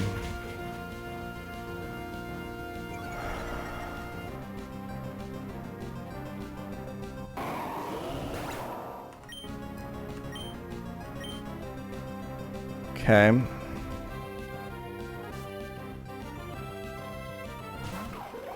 This is always exactly Hydro Pump from Keldeo into Caracosta. And close combat from Sneasler into Caracosta, because both see fast kill. We're going to close combat into Keldeo here to chip it. Worth noting here, close combat crit never kills, but it always 2-hit KOs, which is really important. After -2 on Urshifu, Sneasler will still see... Well, it'll start seeing kills into Urshifu, but that's fine, because we'll still be baiting slow kills with the other side. So close combat goes here, and then Caracosta switches to Togekiss. This is the first really crucial turn. Jaboka Berry here will chip off the Focus Sash on Sneasler, which Togekiss is holding. And then if we get poisoned by Poison Touch here, and then Keldeo hits Hydro Pump and High Roll crits us, Togekiss can straight up die. It's our only fairy. It's a really important E4mon, but this is the only way I found. This is the first of 2 very, very dangerous fictitious things that can happen.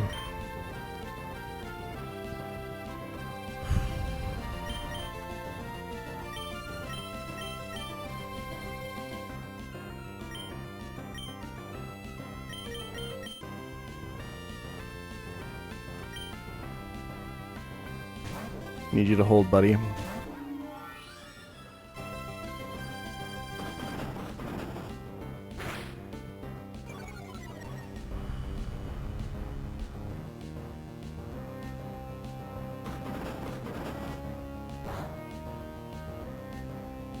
Okay.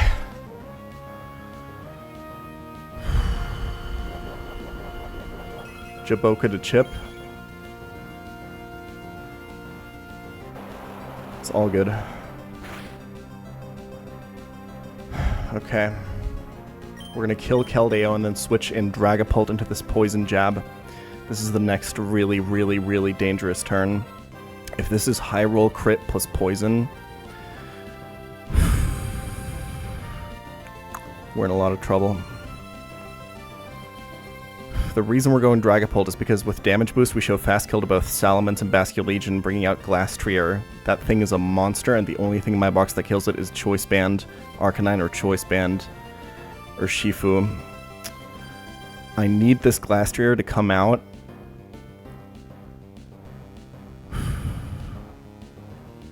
I need this Glastrier to come out before Basculegion comes out, so that Arcanine actually has a chance to kill it. So we're going to kill this with close combat. We're going to switch into the incoming poison jab with Dragapult.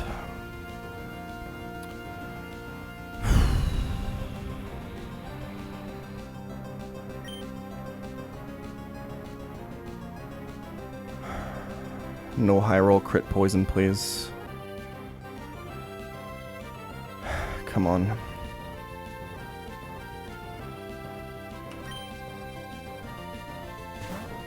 Come on.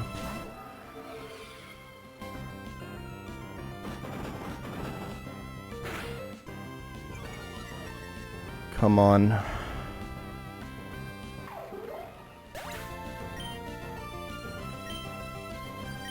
This level up is fine.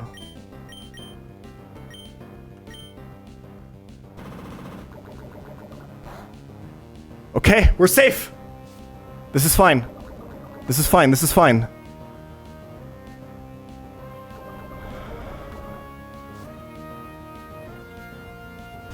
Okay. Glastrier is always going for the kill with Glacial Lance on Dragapult.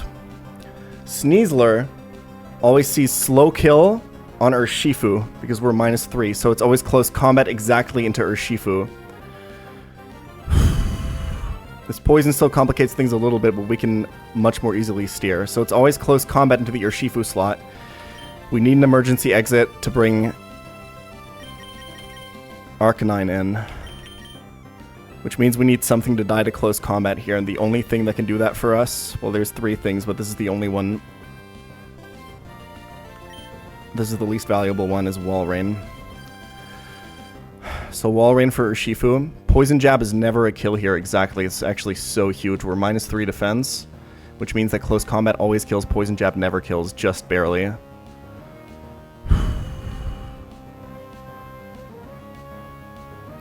It never sees any kills on Dragapult. So we go here, and Dragapult is going to Phantom Force to vanish and dodge the Glastrier Glacial Lance, and then kill Sneasler on the next turn.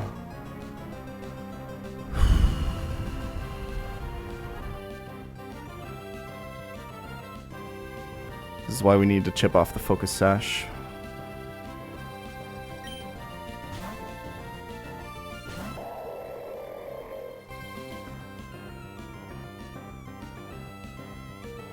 See ya, Walrein.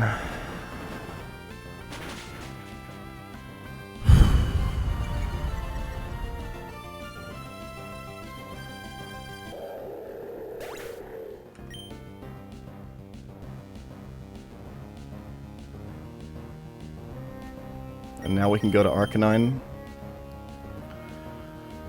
who outspeeds Glastrier and kills with Choice Band.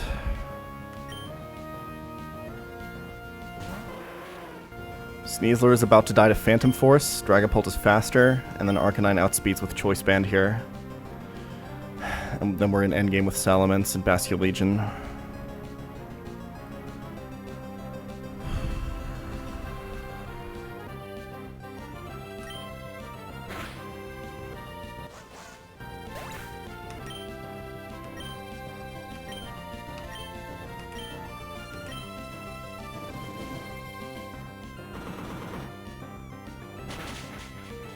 Okay. Crit doesn't matter. Rockhead, so no recoil. This is why keeping Pult healthy here was important.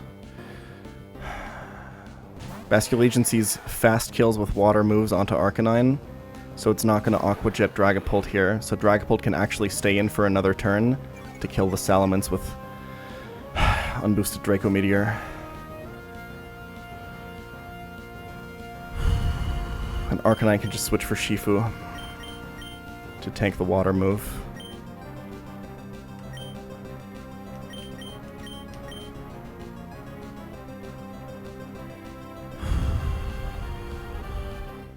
And then I think we have to start doing some calcs.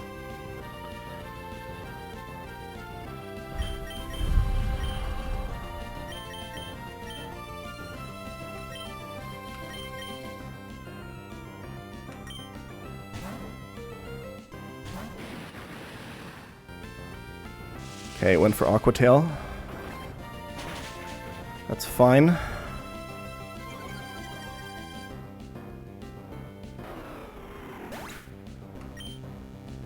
I think I have to steer a bit.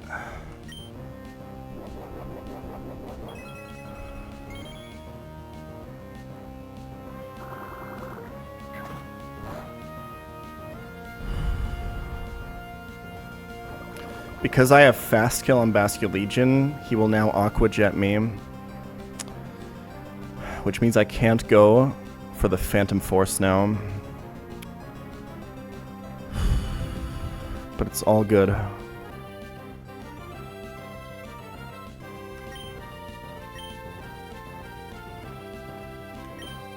I think it either goes for, it's 1 out of 10 to go for slow kill into Pult, and 9 out of 10 to go for the Aqua Jet into Pult. Either way, we Thunder Punch here and we switch to Caracosta.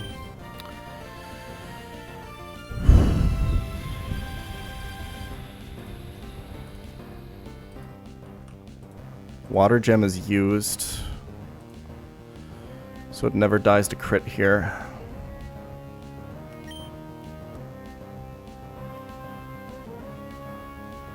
By the way, Thunder Punch is a slight range to 2 at KO.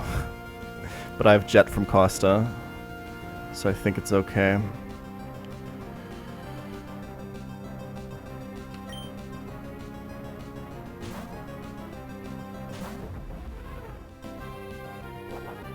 All good. All good.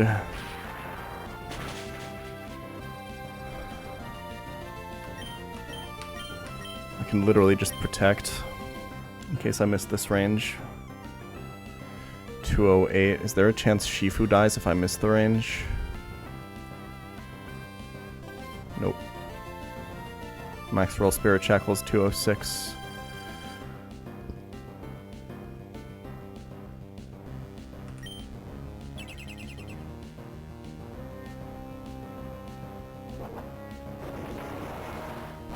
This was always going to be Aqua Jet.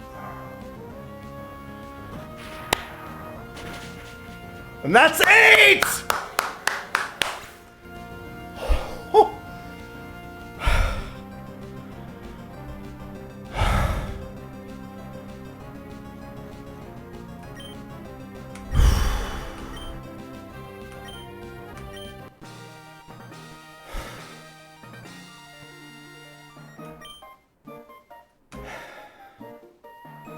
-1 Jaboka Berry, we have 1 left. Walrein Sack is not great, but it's what I had to do.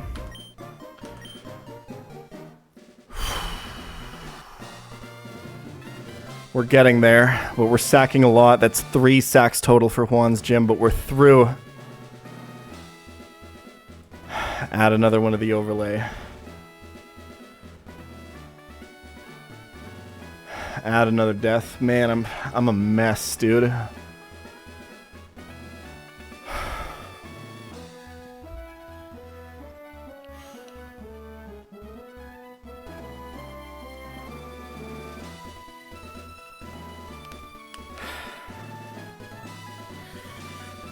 No more auto heal fights ever. You can pre-damage an E4.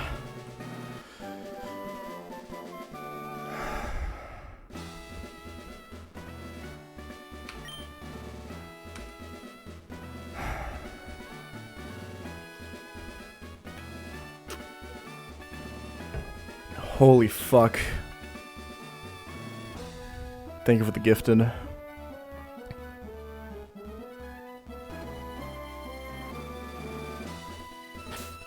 Oh man.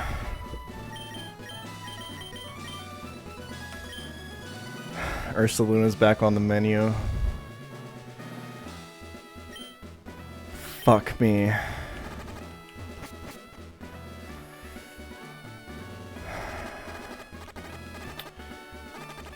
What is the new level cap? 95 or something? 95 until we get through Victory Road.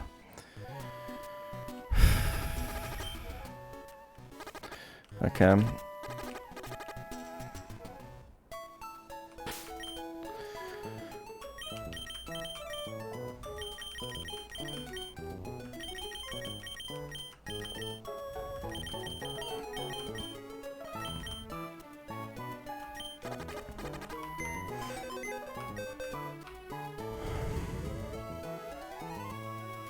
How's your mental compared when you got to this point in EK?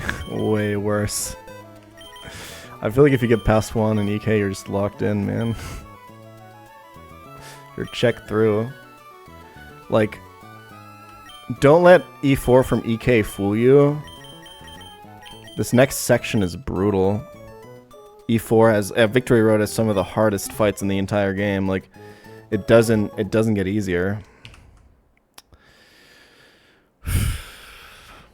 I say we candy everyone, and then we do some assessment, some planning on how the rest of the game is going to go. Every E4 fight is a boss fight. Every Victory Road fight is a boss fight. Yeah, that's why it was so important to me, like, save another sack here as well. Our box is so thin, man.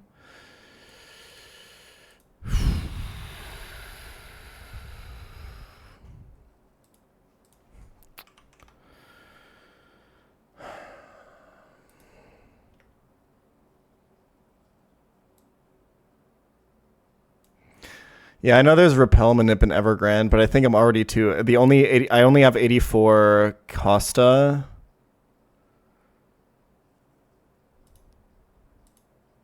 Let's see.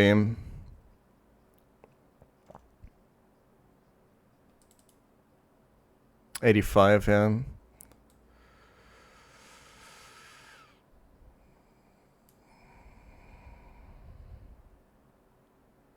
So that would work exactly for the Repel Manip to eliminate chance for Mudkip or Trico and have a higher chance, marginally higher chance of getting Florges or Mawile. I mean, there's no reason not to. Let's just keep Karakost at 85. There's like some fights guarding Evergrande, right?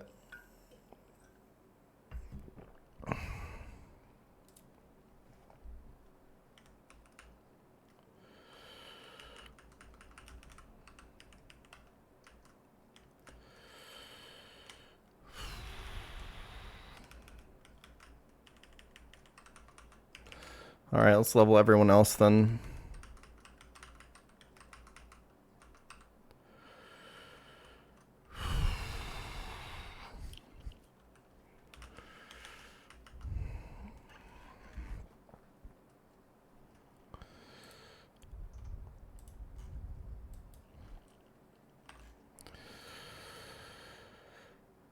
Make sure to level the megas as well, because those are not going to be exported.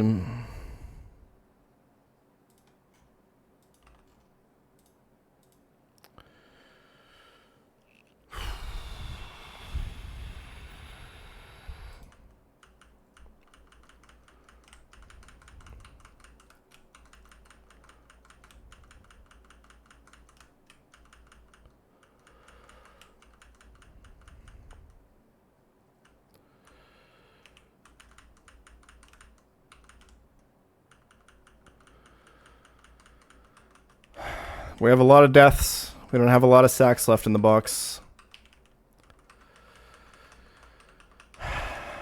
But we're in deep, deep, deep late game.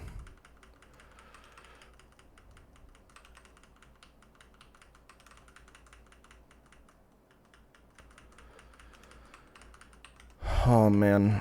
Dude, calcing that Juan fight, my mind has been destroyed.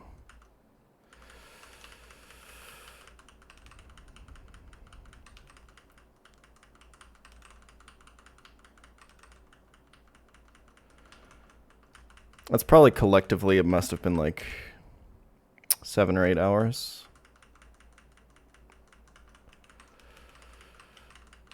Hey, at least Armaldo's still alive, man. I mean, in hindsight, I'm glad I took the risk, but I do think it genuinely was the right decision.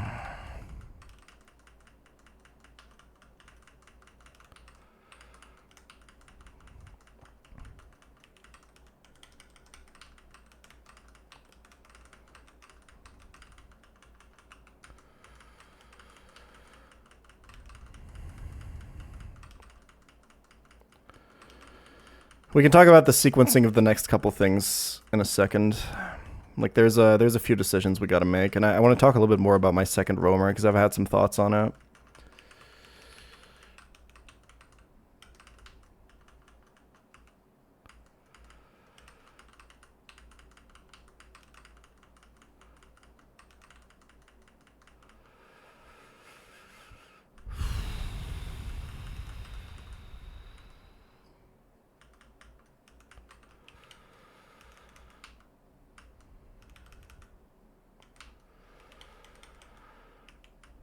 One after you inevitably roll torn. Yeah.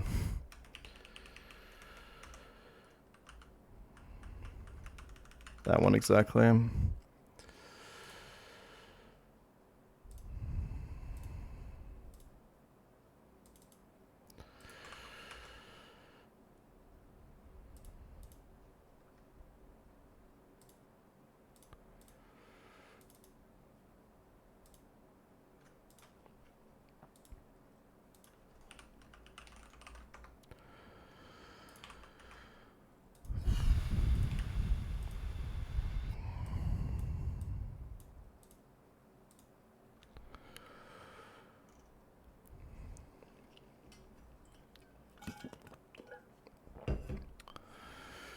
Okay. So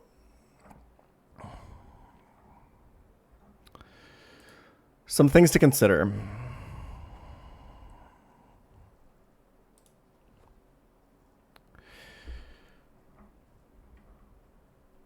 Yeah, well, we'll talk about that in a second, Grammy, because that is a genuine consideration right now.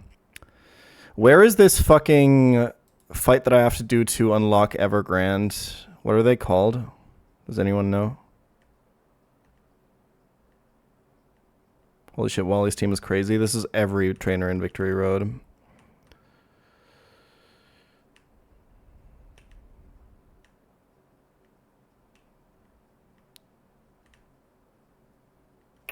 Harrison. Okay. At least we're over-leveled for it now. Okay. So what's actually left in the game?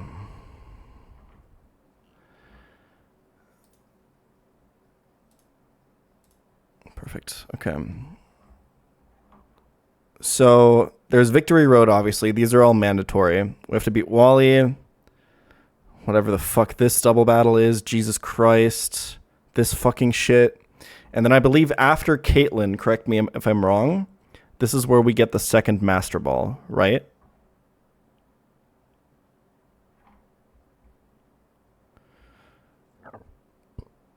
Okay. That's where we lock in our second roamer. Let's talk about that for a second. So I've been thinking about this. I actually think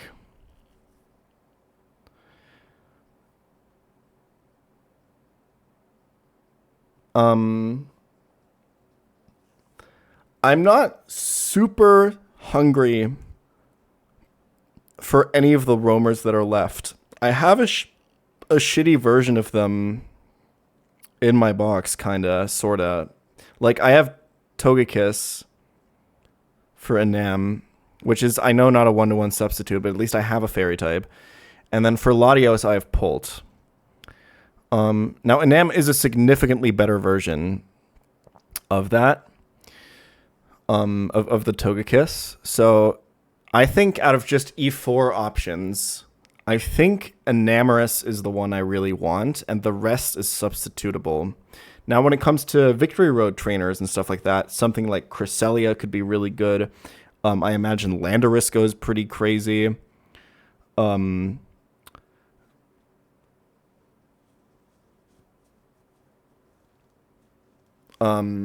Like, even like Latios is probably fine.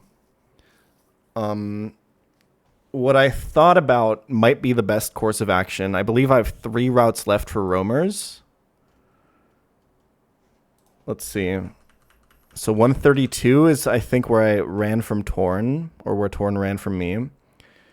And then Thundy, I got on 128. I think what I have left is let's see, 129, 130, and 131. No, 131 is where I got Arrow, right? 132. That's 3 routes. I think the best course of action is to try to force Enamorous by running from anything that's not Enamorous on the first 2 routes, and then just catch whatever RNG gods give me on the 3rd one. That's one approach, right? I think if I want to maximize my E4 value. The other approach...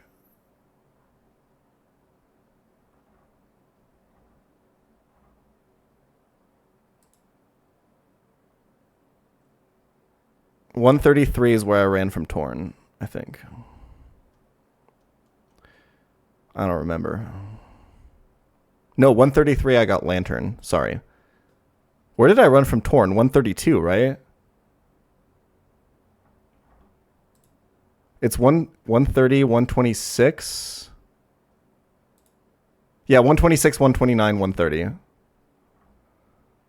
Okay.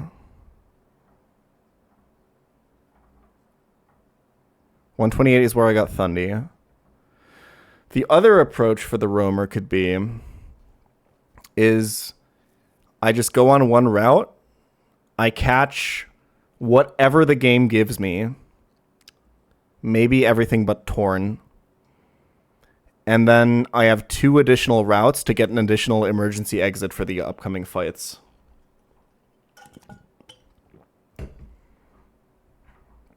I think that approach is highest value for everything but E4. That's highest value for I'm definitely getting to Elite 4. Right?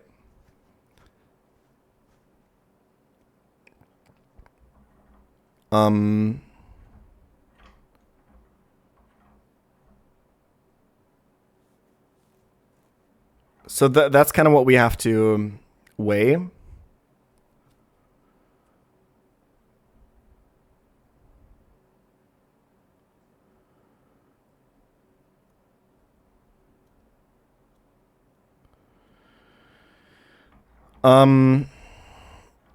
And I think that sounds fun as well. I kind of like that idea. Especially because I don't necessarily need to force Enamorous, because I still have a chance of getting Primarina, although the chance is pretty small, admittedly. We can still get Prim in Victory Road B1F. With a 20% chance. No, it's 2 out of 70. 2 out of 7 to get Prim. So it's never going to happen. But, you know, there's a chance. So I like that. Question. When do I have access to Victory Road B1F after how many trainers in Victory Road?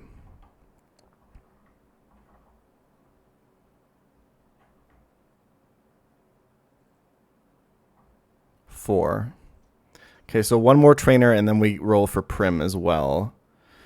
So basically, we're always playing. The next step is we're always playing Victory Road up until Quincy to lock in our next encounters. That will complete our box of encounters fully for everything except exactly Route 123.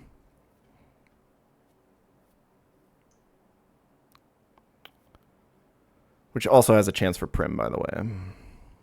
But we're probably going to get Blastoise. We can also Magnet Pull for Goodra here, which is huge, potentially. But we can also Magnet Pull for Mawile, which, fuck that.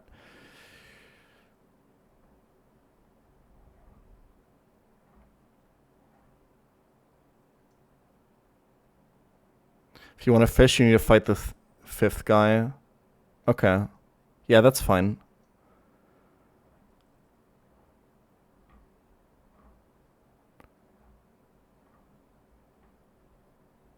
That's fine.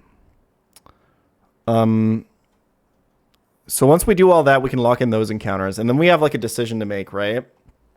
Because we can then switch over and like leave Victory Road for a bit and head on over to Route 123 and start fighting Pokemon, start fighting trainers there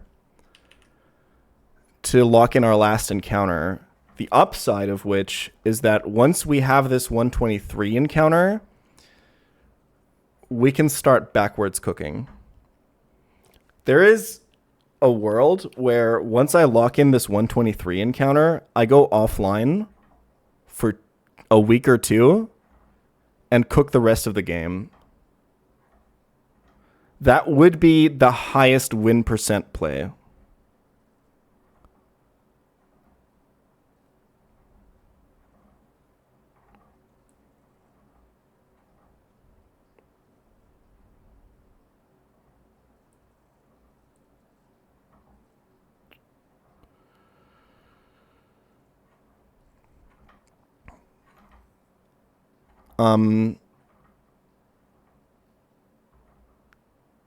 I've kind of made the decision that I want to cook the Elite Four off stream because I think it's better content.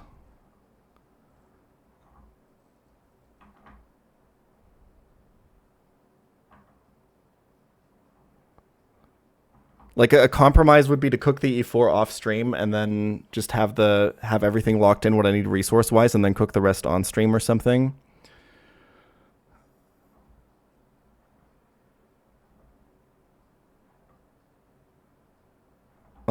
But yeah. Anyway, the other thing is though that if we do the 123 trainers, because we can delay 123 until we beat Vito to have a higher level cap for 123, right?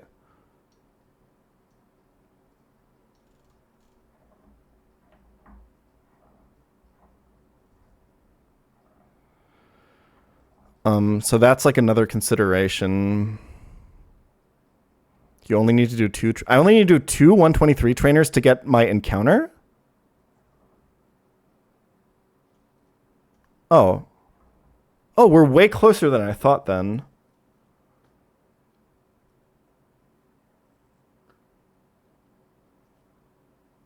Okay.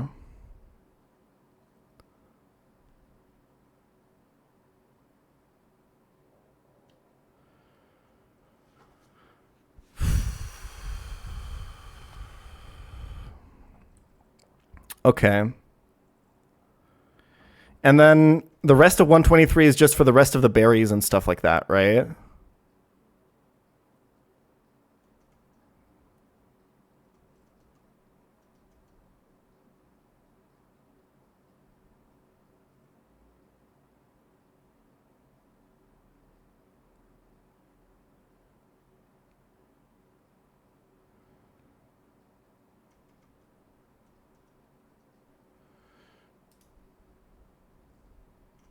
Let's see.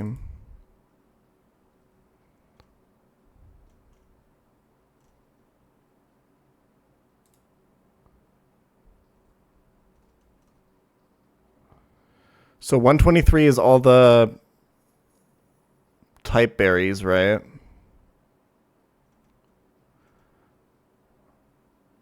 Ooh, and then 123 is eject button, eject pack, and red card.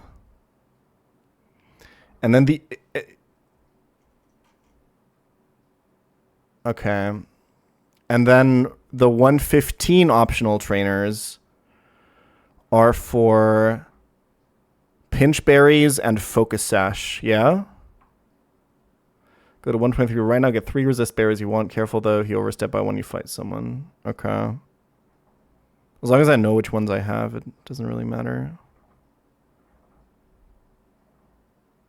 Gallade Megastone.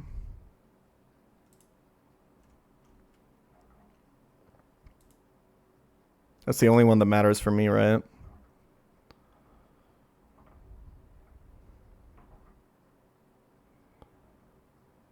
Okay. Okay, we're actually pretty close. Like, we're basically, what, 7 fights away from locking in the full final box? Rocky Helmet, okay.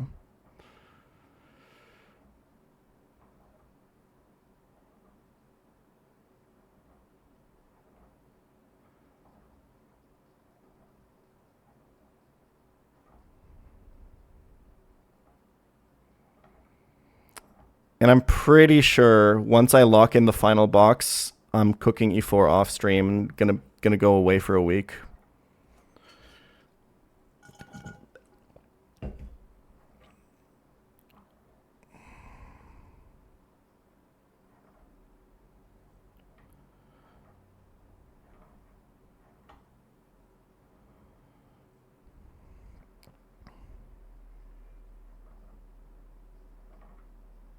Or however long it takes to cook. How long have you been playing this game? Since like February. We're so close now. We can talk a little bit more about this roamer thing. Enamorous probably helps my E4 a fuck ton. So trying to force it instead of getting 2 more eject buttons is maybe not the worst idea. But also, my decision about whether or not I want Enamorous is kind of dependent on whether or not I get Prim. Like, we can think about the routing here a little bit. I always forget this. If I magnet pull here on 123, is it 50-50? Like, if the pull hits, is it 50-50 for Gudra Mawile? Or do on the magnet pull Gudra still appear more often because they have a higher base encounter rate?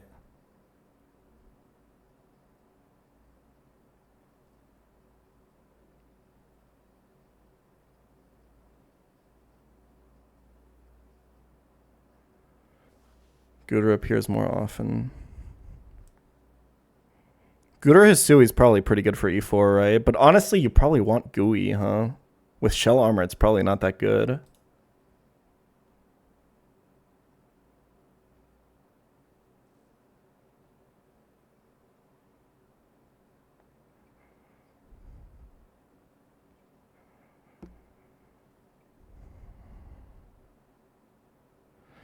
Can Magna pull Mawile and Evergrande? That's true. Question is, do I want Florges more? Probably not, huh? Florges is pretty bad, no?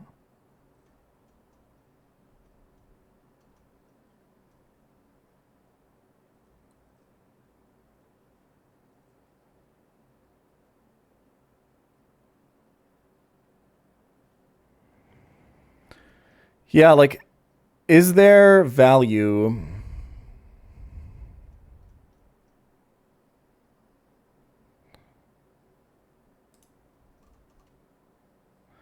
Because another consideration is, do I want to do 123 before Victory Road B1F?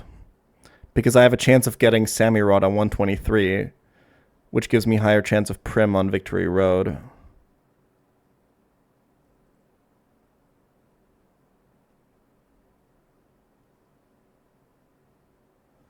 I think we want to do 123 first. I think, honestly, the order is probably 123, then Victory Road, and then assess my fairy situation for how hard I want to go for Enamorous. Gotcha, Dexa.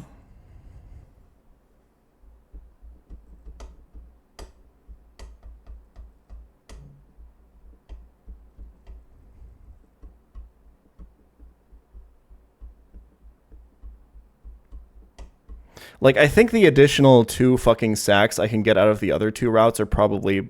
The value is probably pretty slim. 3 months Pog. How's the encounter routing going, Jan?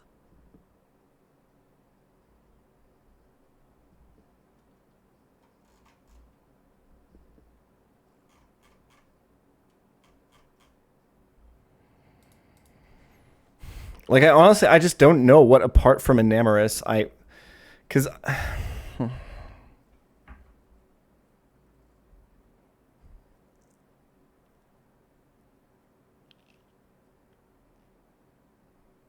Do you ever not go for Prim?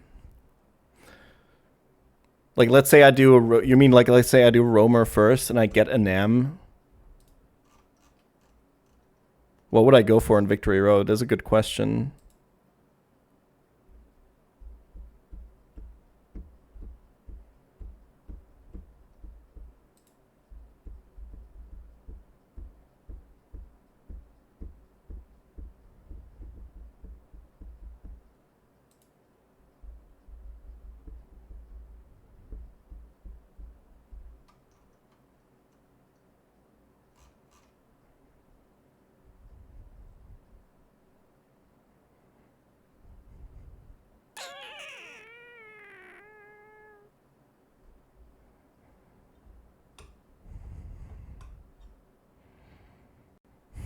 This is a pretty complex decision, and I don't know enough about the game to make this decision. B1F is a really fun encounter. You can get a lot of cool shit here, but...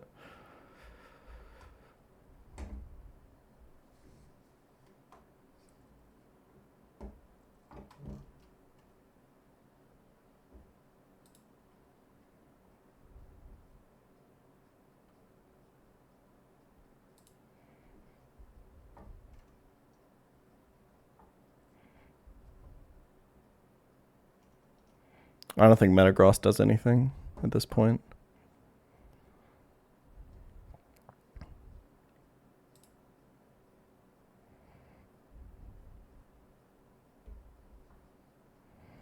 Like, I'm the most confused about the Roamer thing. Like, I could see both the argument of, like, just catch anything but Torn, just send it, or lock in exactly, try to lock in exactly Enamorous.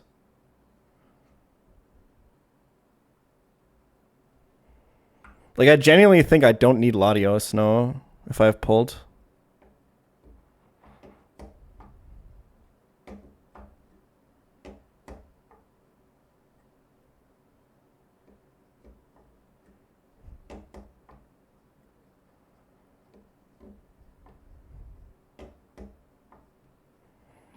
I think I just gotta maximize my chances for having the best possible fairy type.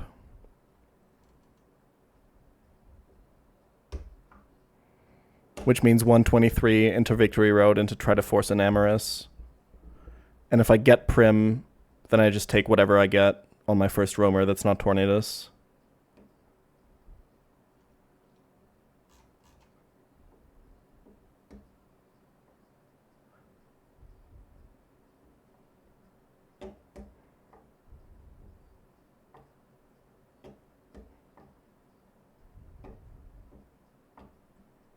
Huge punish for ending up with Torn on the third route. It can happen, yeah. If you force Enamorous, but...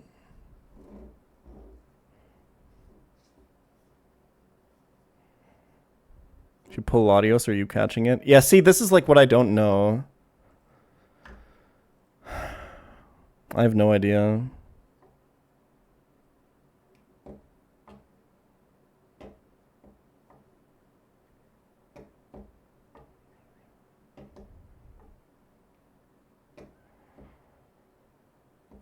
But then again, then if I'm valuing Primarina that much, the question becomes, am I magnet pulling on 123 or not?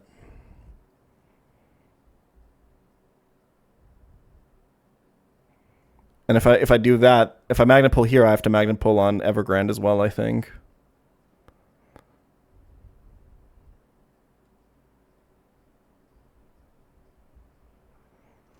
I'll take a look at the veto team real quick. Nope, wrong fucking thing. Hold on.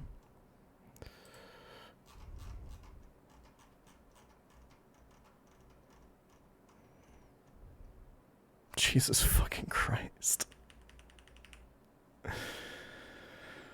Holy.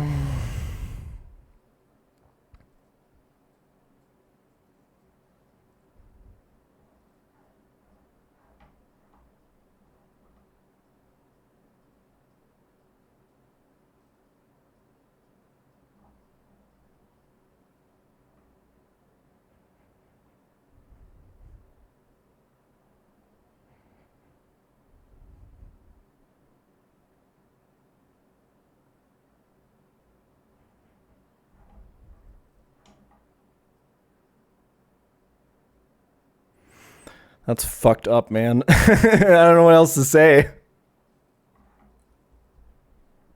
That's so fucked up. Sash Cloister and Psychic Terrain?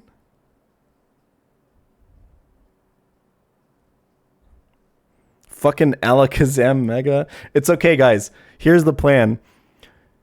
You let Alakazam Mega trace levitate so that it no longer is in contact with the Psychic Terrain. And then you win. It's that easy.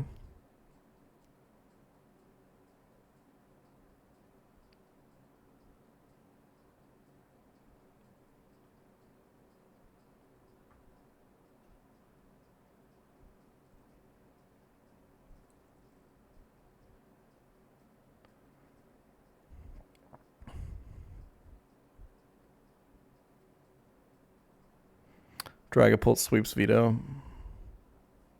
Alright, I guess then we don't have to worry about it, huh?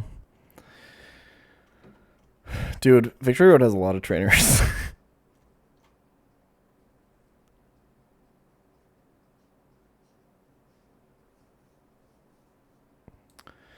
Yeah. I want to think about the encounter routing a little bit more, because I'm still a little bit hazy.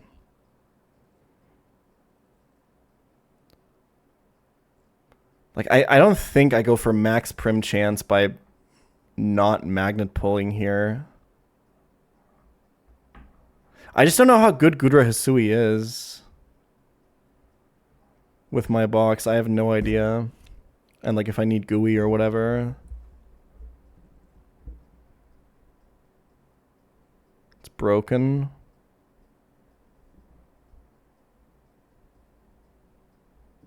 I know it's in the Hall of Fame, but...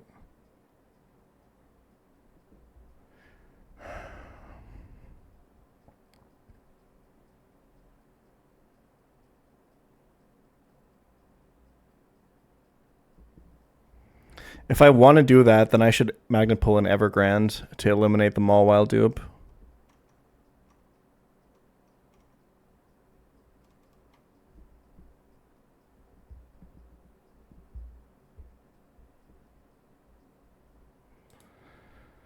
Yeah, I mean, this thing looks pretty broken.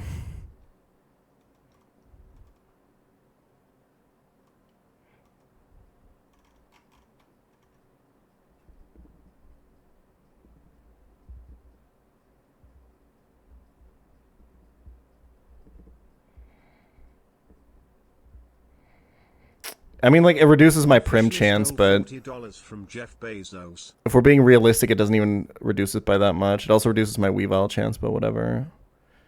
I will say I have, like, no good dark types, but... what am I going to do about that now?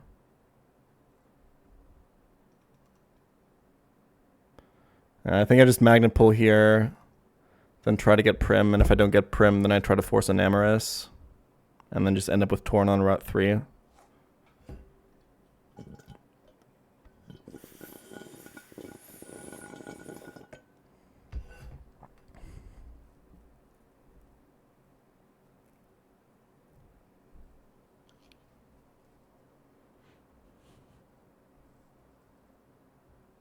I saw Mutant. Mega Gera.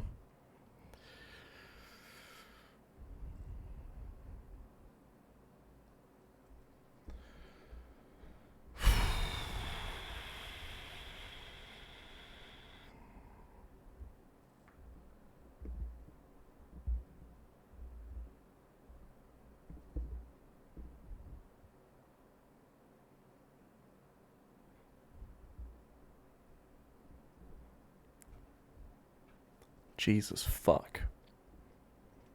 Nasty. Yeah, I think that's the plan. I think we magnet pull in Evergrande to eliminate Mawile. Then we magnet pull on 123.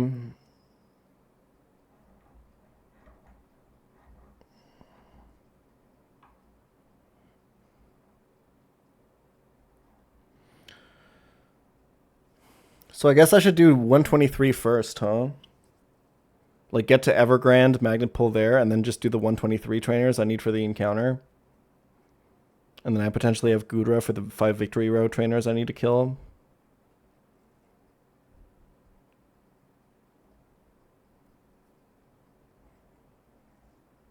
If I hit Prim on 123 anyway, I probably try to go for Weavile or something. I don't know, B1F looks so heat for Incin, Grimmsnarl, Hydreigon. And then you just end up with like Garchomp or T-Tar.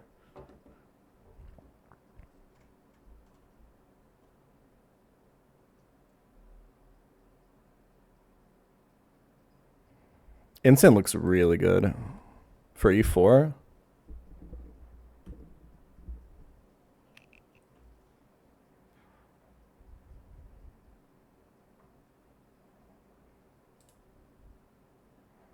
I don't know, B2F has way less exciting stuff. It's got the 20% Weavile, but other than that... Did this run have a Mamoswine? It didn't, right? No, that was run 2. I think if I hit the Prim on 123, I go for B1F for the content.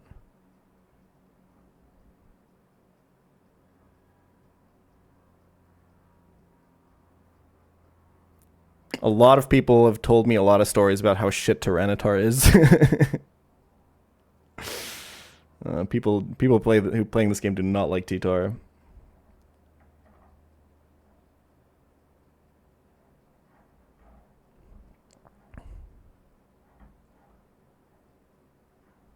If I don't hit the Prim in Evergrande, or sorry, if I don't hit the Mawile in Evergrande,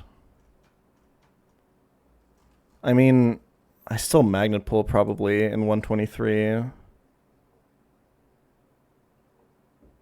Oh, wait, I can hit Pharaoh here, actually, I just realized.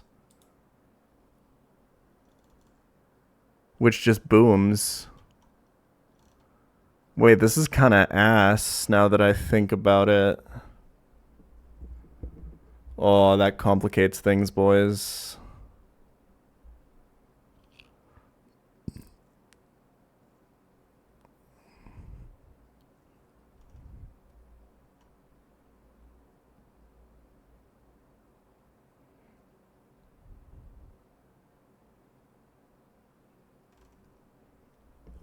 I don't think I'm going to magnet pull here. I think I just bag Florges and move on now.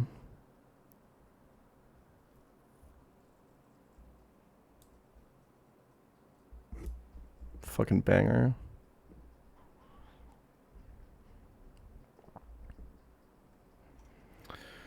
Dude, having the Mawile open, magnet pulling on 123 feels so shit.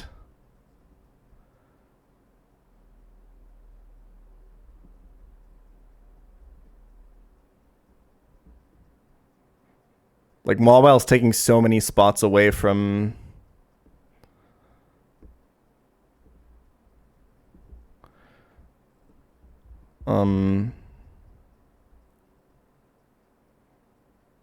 from Prim or Weavile, or even Samurott for the dupe. Hitting Blastoise obviously sucks.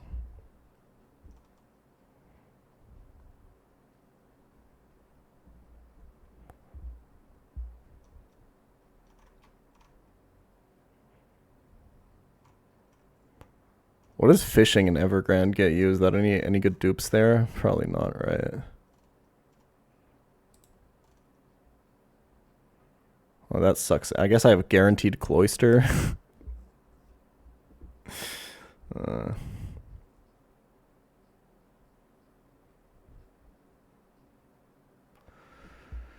Oh man, I don't know what to do.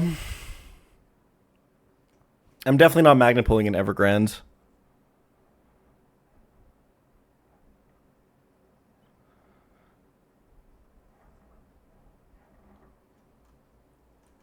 Yeah, it's like 1 in 3 to get Gudra. That's still really good.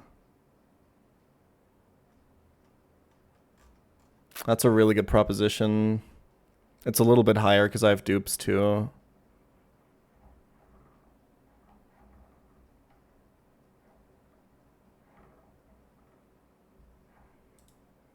And hey, we can get Mega Mawile, guys. That's surely like a good Pokemon, right? Surely this is not like complete bait, right, guys? Right?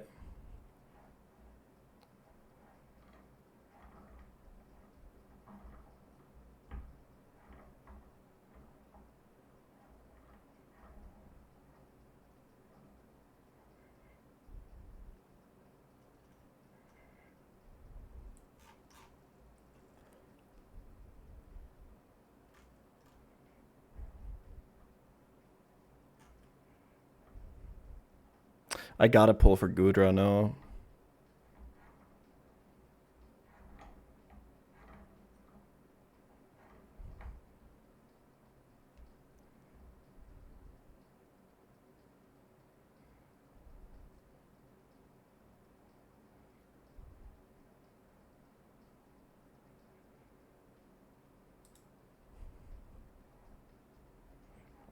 I have no idea if Florges does anything. I guess we're saying if we get exploding Pharaoh, we just don't care.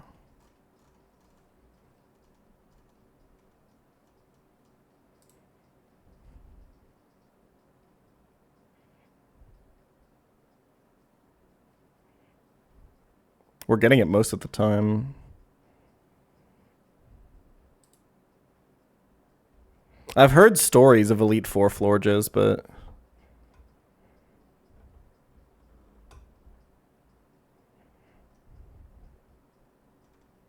I can't imagine Ferrothorn is that good, to be honest.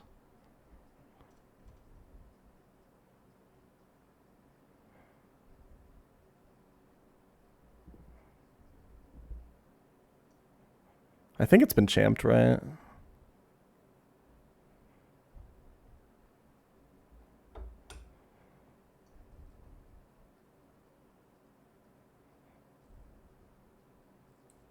Ferrothorn is amazing.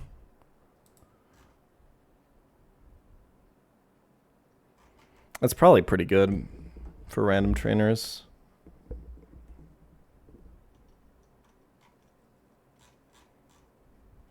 I could see this. The magnet pull line here. If we get Mawile, we're really happy because our Gudra chance shot up. If we get a Ferrothorn and booms, I guess it means we just didn't get Florges, which is whatever. We're gonna get Mudkip anyway.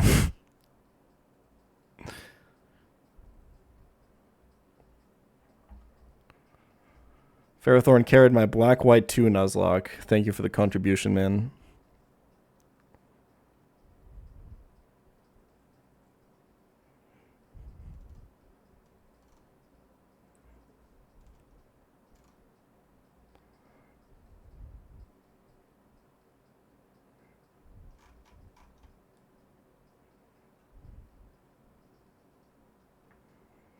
Okay.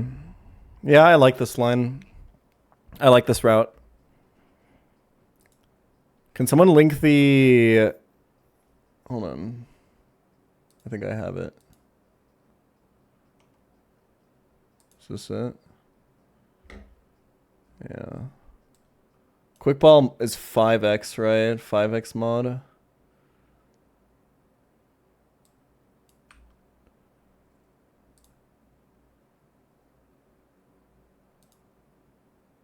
Chance to catch Ferrothorn with Quick Ball is 62%, by the way. What level are these? 85?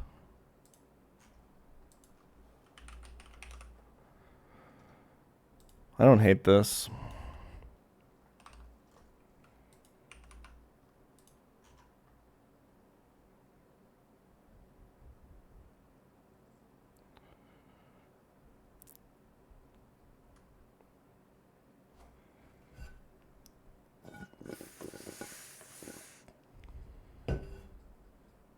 Can you just lead with Pulse? No, I gotta lead with Magnezone, bro. I'm magnet pulling. Yo, by the way, guys, on the Patreon, we're organizing a Storm Silver egg lock. And you can submit eggs in the new Patreon tier. It'll be Patreon exclusive content. Offline, unstreamed, offline recorded. You guys send in some eggs and some questions you have for me, some things you want me to yap about. I'll record. $5 tier can watch. $15 tier to submit the eggs. Go check it out.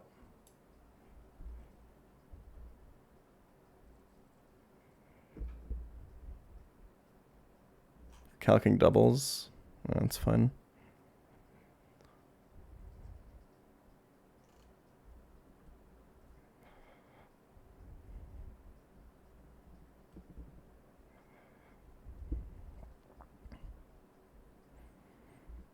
Also, reminder on that Patreon in the $5 tier, you can also watch right now a 3-hour director's commentary I recorded with AlphaRad. That is basically just a podcast of me and him yapping about life. If that sounds interesting to you, go check it out. There's also a bunch of other director's commentaries on my other videos. Okay, I think I see the path. I think I see the golden path. We're going to unlock Evergrande by fighting Carly and Harrison here. And then we're going to magnet pull on Evergrande. And then head on over to 123. Beat the 2 fights or whatever we need to beat. Get the encounter there. Then do our 5 victory road encounters. Roll for Prim. And then roll for our final, depending on, if we get Prim, we just take whatever we get. And if we don't get Prim, we try to force Enamorus as the roamer. And then we'll have the final box locked in. And then I'll log off for a bit. Calc Elite 4. Backwards calc probably the rest of the game. Maybe we'll see. Come back. And then we'll finish this fucking thing. That's the plan. Any reason you chose Storm Silver? I don't know.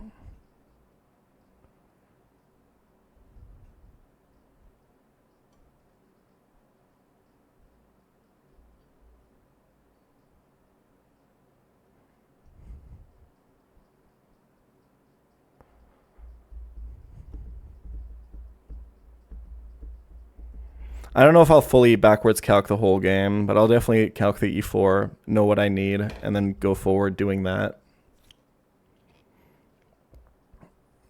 Or go forward knowing that, like knowing how many scales, candies, and stuff I need, and who I can sack. That's probably enough. I probably don't have to backwards calc the whole fucking rest of the game.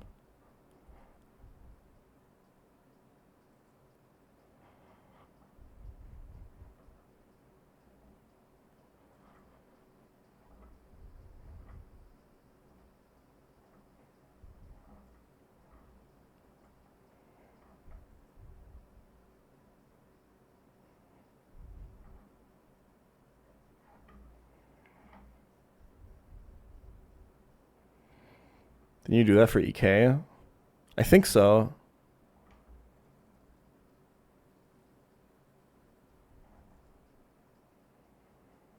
I don't know if I did it off. I'm pretty sure I did it on stream. Okay.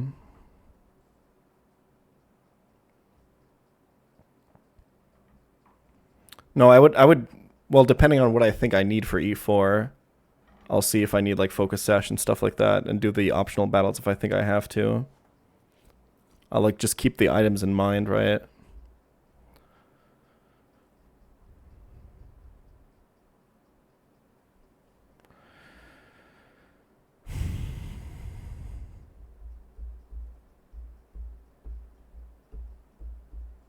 Yeah, part of the reason I want to calc E4 off stream is I think it's just very effective because E4 team reveals are always hype, and I just think it's better for content. And I don't know, I want to take some pride in my E4 cook and say that I've done it alone, you know? It's definitely a factor too.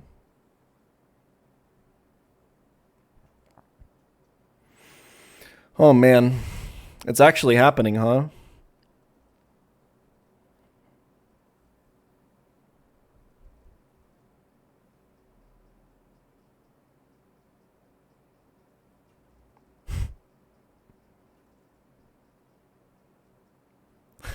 Flying out like 5 Run Bun Hall of Famers to my house for a week to calc the E4 for me.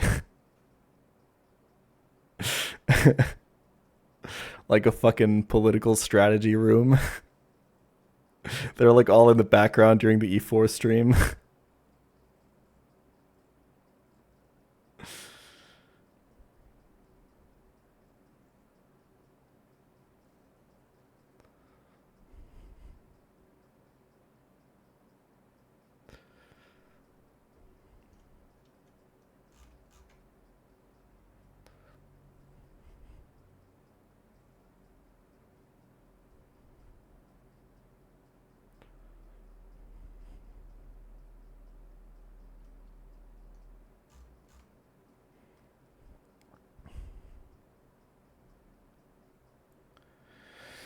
Anyway, boys. You know what else is coming to an end? Your hygiene. I don't know. I didn't have a good transition prepared for this. You know what else? What else requires careful planning?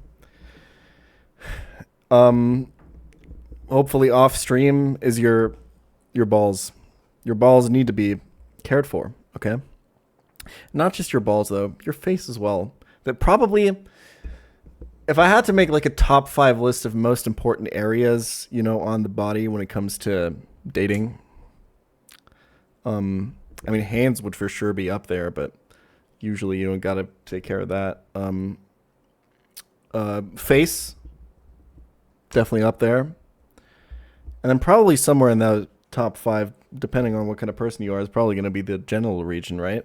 And boy, does the sponsor of the stream have you covered on those two.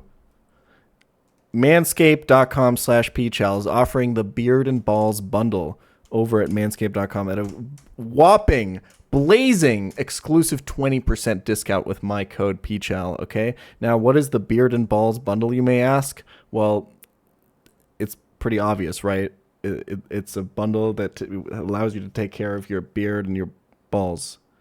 Because your balls are here and your beard is... Anyway, what comes in it is to take care of your balls. You got the Lawnmower 5.0, the classic in the Manscaped lineup, okay? The absolute classic. I've been using this thing for years. Never hurt myself ever thanks to the skin-safe technology that they offer. It's got a little LED at the front, so you can always see what's going on. It's waterproof, charges via USB-C. What more could you possibly need from something that shaves your balls? Wait, what about the fact that it's got a travel lock feature so it doesn't accidentally go off when it's in your bag and people think that you have, you know, something else in there? That's another thing that it can do. Beautiful results with this, and we've talked about this before. You know, having good tools for jobs like that, it's not just that the result at the end is better. Having good tools also just means that you're going to do something more often, because the biggest detriment to your hygiene is not actually the tools that you use, it's how often you actually can commit to doing it. You know, how often you can keep up the routine of keeping your balls shaven if that's your thing, right? And with the tools that Manscaped offers you, it's a pleasure to do. It's a pleasure to do. So you just do it more often. If you've got shitty tools, you're like, I'll just leave it. And then what happens next? You go out, You're going out to the bar with the boys. You're going out to like a game bar, pub quiz, for example, right? And you're messing up the pub quiz right now, right? You're getting all the trivia answers wrong. There's like a Pokemon question. You're like, oh, I'm supposed to know this. I'm the Pokemon guy in the friend group, but I can't remember what level fucking Cryogonal evolves at, right?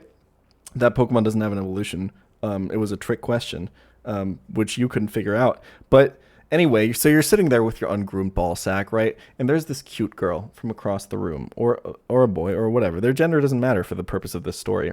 You see them across the room, and they're giving you those eyes of like, hey, that person's like really cute with all their nerd knowledge and all that, and they're kind of cute how they're fumbling right now.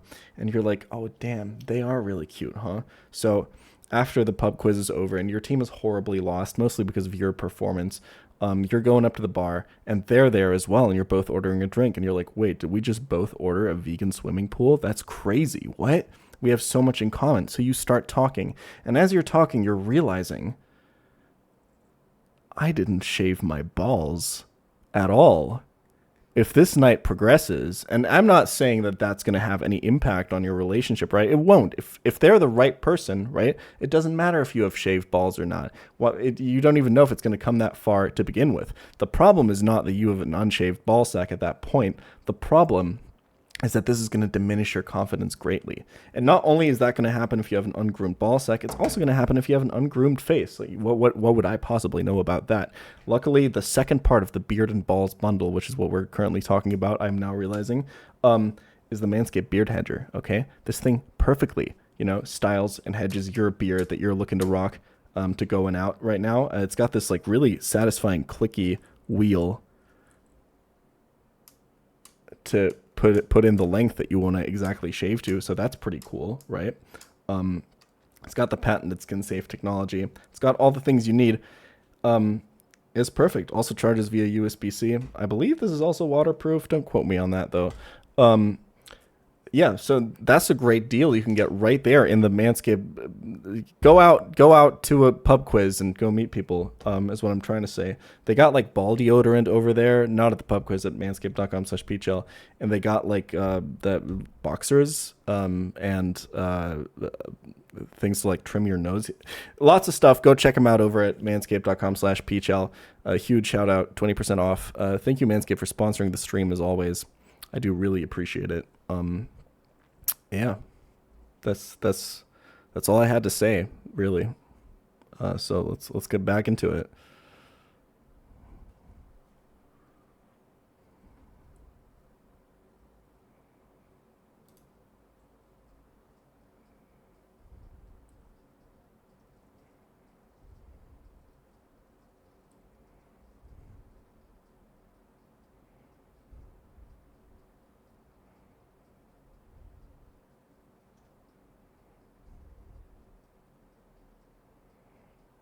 I just received my Platinum 5.0 package. I'm genuinely really happy about it, and so is my girlfriend. Thank you, Jan and Manscaped, for shaving my balls. Or saving my balls. You're welcome, Loftman.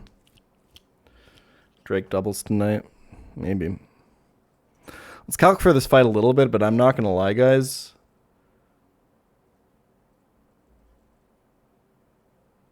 Not super LFG locked in. Jan, good luck on the run. We are cheering for you, King. This is a double, huh?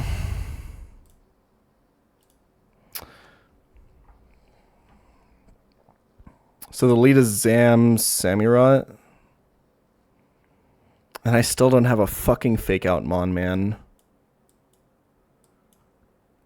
It's so tragic.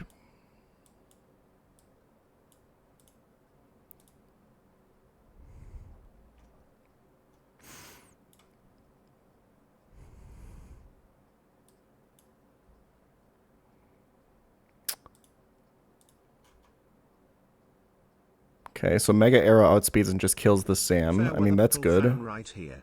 Dropping sub towards endgame to watch ad-free. And I could just protect on the other side. Is there any way I could get Volcarona first?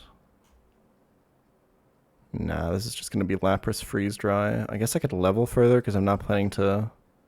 Oh, actually, I think I can get Volcarona first here. But do you bait kills from this guy? Yes. Oh, this is kind of perfect. If we level Caracosta a little bit, I think we can get a nasty double kill here. I guess then we have to switch. Isn't this a true double? No, right? It's Swimmer Carly and Swimmer Harrison.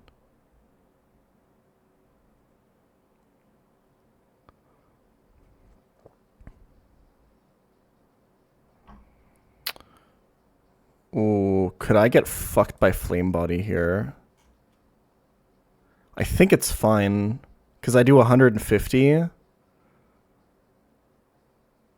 Yeah, if I get Flame Body procced on the first dual wing beat. Chain 6 with Shifu. I'm not sure if that's possible.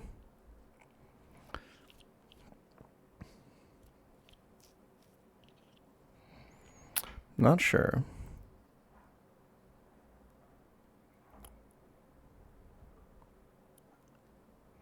This would always be Grass Knot. So I would protect, kill this, bait this by being higher level, kill this, and switch into Grass Knot, and then it's Lapras left. I mean, first thought is Shifu, but I don't know how well I can take this Grass Knot. Not well at all. Shifu's too fucking heavy. Could get Rock Tomb too. Yeah, that's true. But I mean, I'm switching after anyway, right?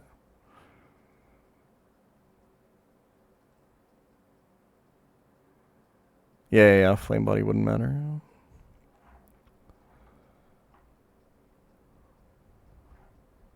Ideally, I want to switch to something that can kill Lapras after. Do I have something that switches into Grass Knot and can kill Lapras?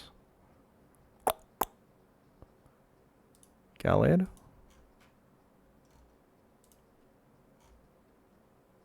Gallade could do it. It underspeeds this, but it would never show it kill, and then Arrow would show this kill, right? Oh, fuck. Arrow doesn't show this any kills. That's a little bit unfortunate. I could pre-damage, I guess. Because I'm showing this guy a fast kill 2 turns in a row, and then I would just switch to showing him a slow kill instead. If I just pre-damage to 80%.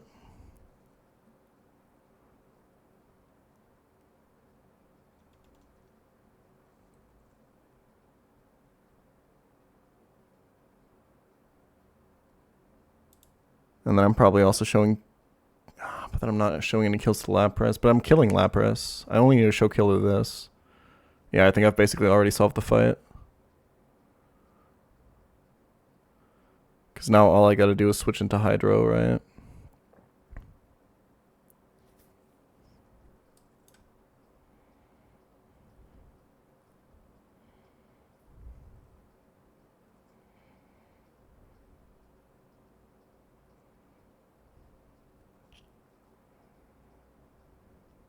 Wait, no. Wait, yeah, because I'm switching this into Grass Knot. I'm killing this while showing kill to this. So I just need a Hydro switch in that maybe continues to bait after. You don't kill this, do you? I mean, you don't outspeed it is the problem.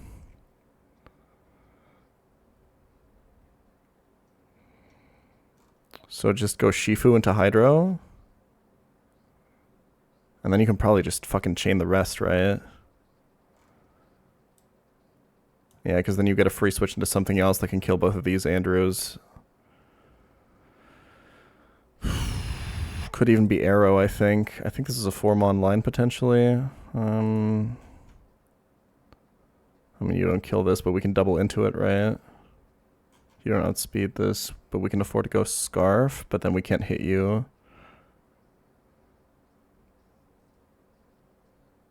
So consider something else. We have to CC. Okay, CC does 68 to you.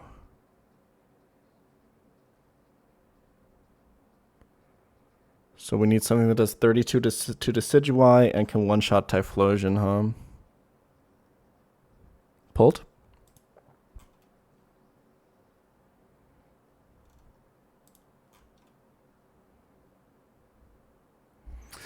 It means we have to deal with like Phantom Force shenanigans. I don't love it. Could probably do Greninja. Specs Greninja kills this, but doesn't do enough damage to this. Well, I can choice band this actually, and then it's probably fine. Yeah, CB just kills this actually. What side am I baiting with here? I don't even fucking know, but it doesn't really matter.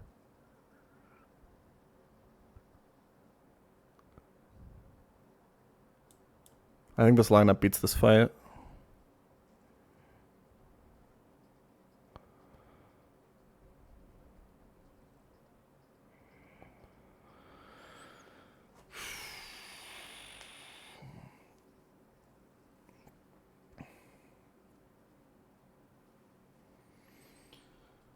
I'm cooked, man. Dude, the Juan thing cost me so much fucking mental. Do I want to send it? I need you to not be dead to you.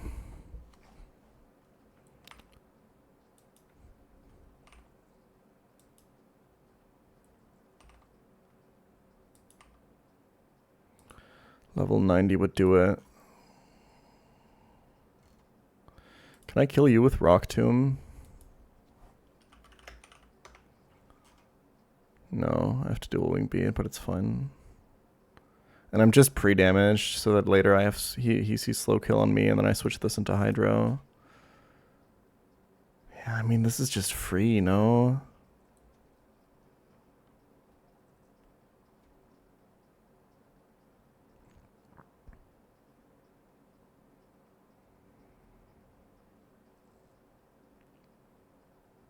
Switch to Gallade, and then Gallade never shows kill to you, and you always have kill on Arrow, so Arrow swaps out.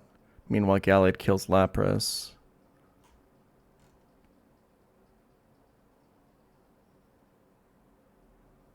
And then Shifu kills this. And Gallade swaps for Greninja. And then CB Shifu would kill this, and Specs Gren would kill this, and then it's GG, right? This guy protecting doesn't change anything.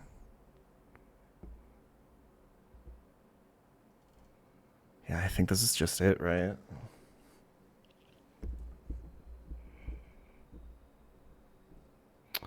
Oh, one question. Okay, no. Base Arrow is still faster than you, so it doesn't matter that you have a slow kill on me. Because you have the fast kill on the Costa.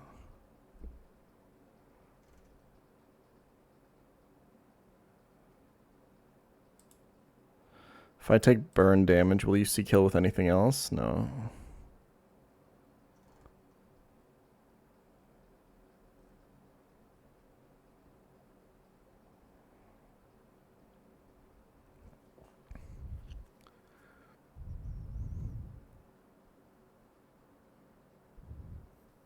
Banded Arrow with Scarf Shifu takes 4.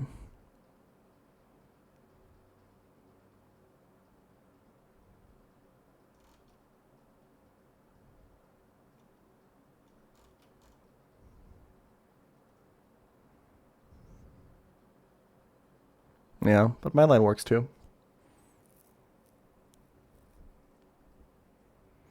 Is Squirk still fucking streaming? Bro is so set on lapping me. He wants me so bad.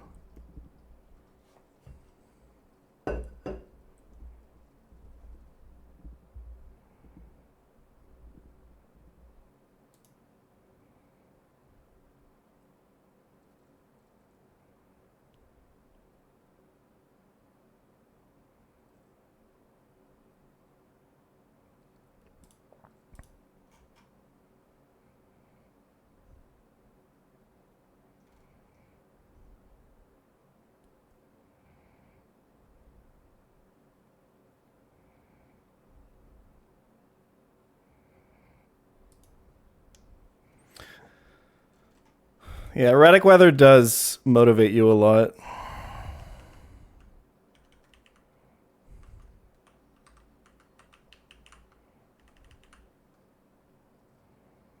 I need arrow in slot 1 because I'm killing slot 2.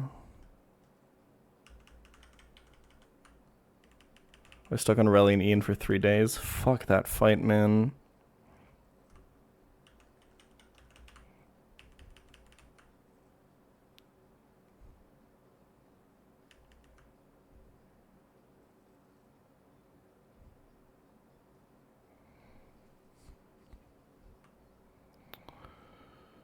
Is there any other, like, random fucking fights on the way there that I fucking forgot about from, like, Tate and Liza split or something like that?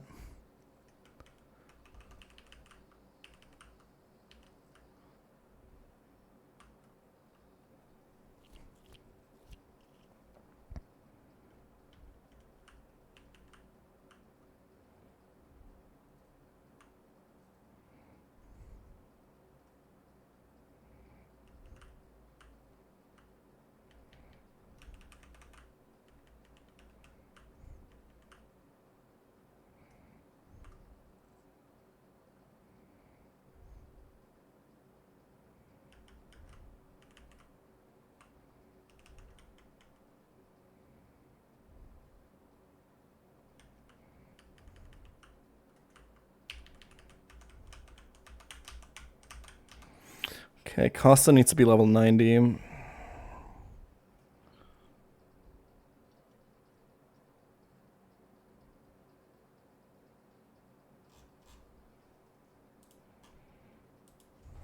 I'd fully expect to Squirk to E4 before me. He's just so much faster than me.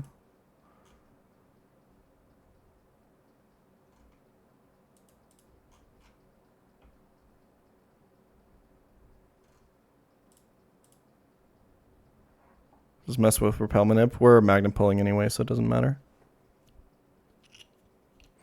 And then Arrow needs to be at 80% HP to bait slow kill from Samurott. Because I kill this, protect, kill this. Switch to Gallade. Switch this on slow kill. While I kill this. Switch this in, just win.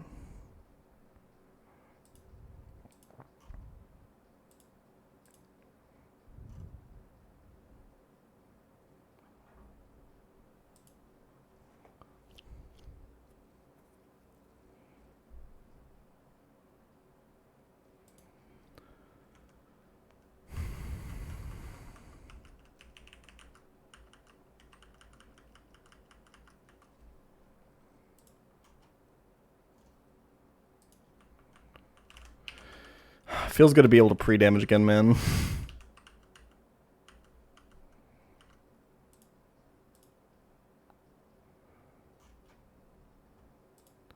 $216.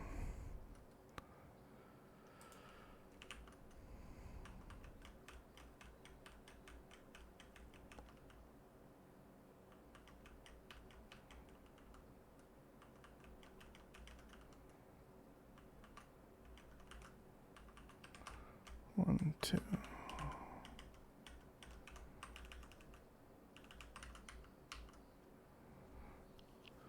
I need a choice band and a choice specs. Tornadoes today, King? Don't think so. Is underleveling even worth it anymore? No, it's not, but whatever. Like, I could just go 95 here and be same result, but fuck it. Gallade needs a little bit of damage boost to kill this Lapras.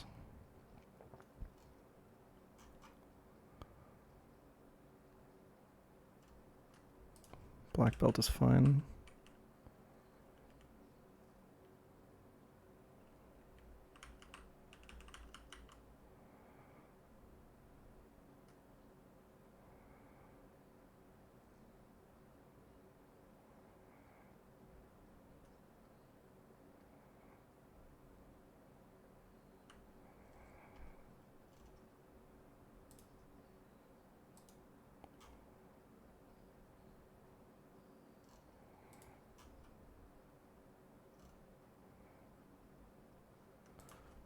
Okay, cost a slot 2.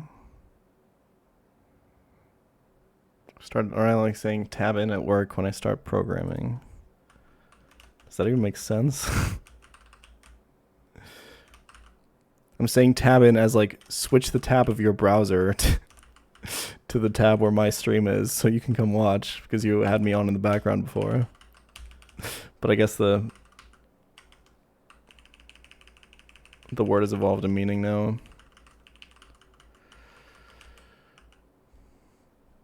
Alright. Where the fuck is this fight? Route 128?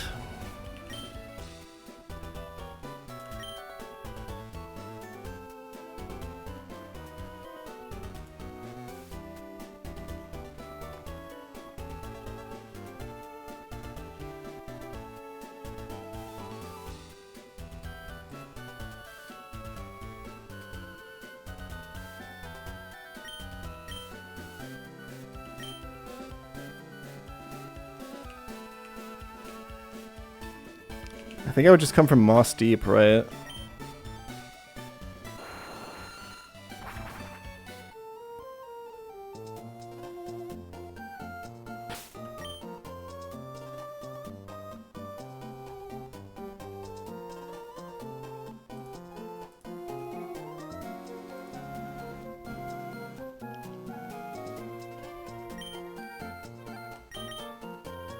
Thank you, Diesel. I'm really unhappy with my Huan line. I'm really frustrated I couldn't find like a sackless line, but whatever. I tried pretty hard to find one. 3 sacks and Juan's gym field's pretty miserable, but...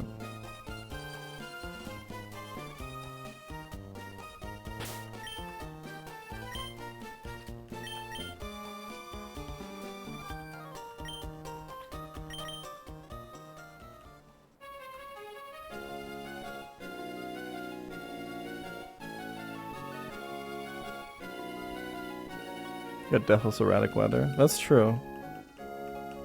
Okay, this is not the way I need to be going. Do I have to go from fucking... the other way? I probably do, right? Yeah. Oh my god, I'm gonna run into an optional.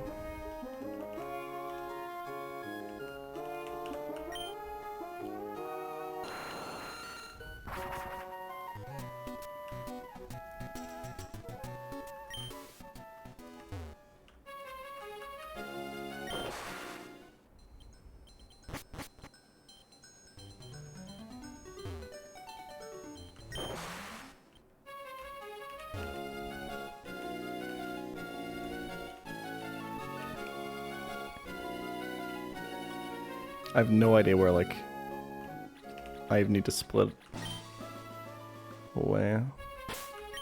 Where am I right now? I can probably go down for a bit and then right? Okay,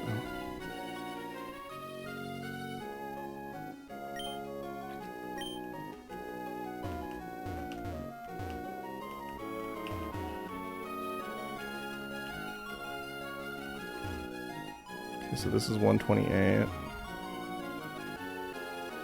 I think there's a trainer here somewhere. Oh, fuck me.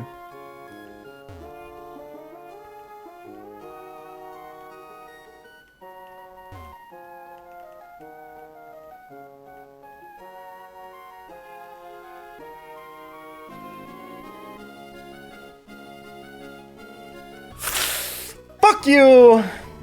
I got ambushed. Alright, well.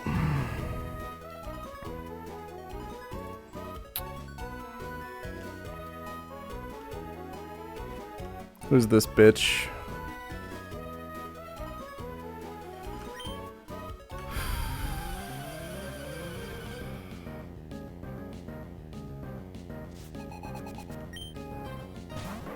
Alright, that's pretty beatable. Relicanth Tentacruel.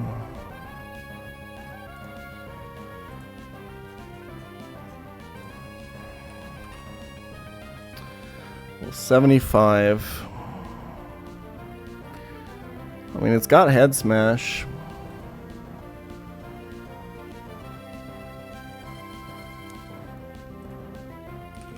level 75, guys. Chill. I think we just go Shifu now. Can trap me with Whirlpool, but who cares? Double Lich is the other move. I think this has Swift Swim, right?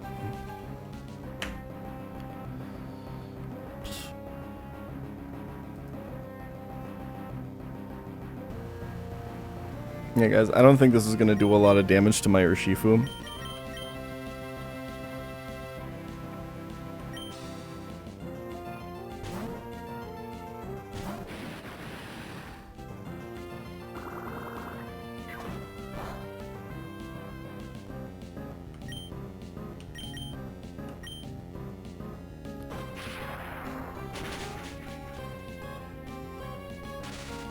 Get fucking owned, dude. Get fucking owned, dude.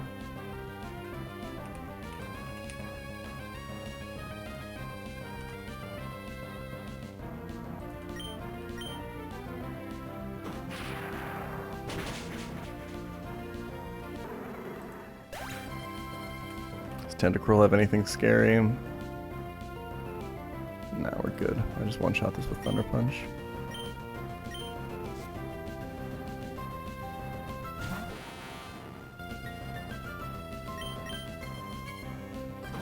Damn, that was really hard.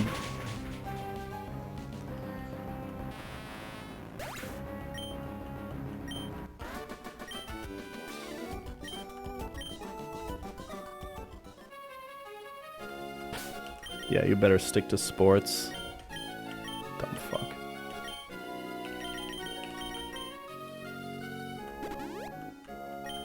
Guys, I think maybe I don't need to be as scared of optionals anymore.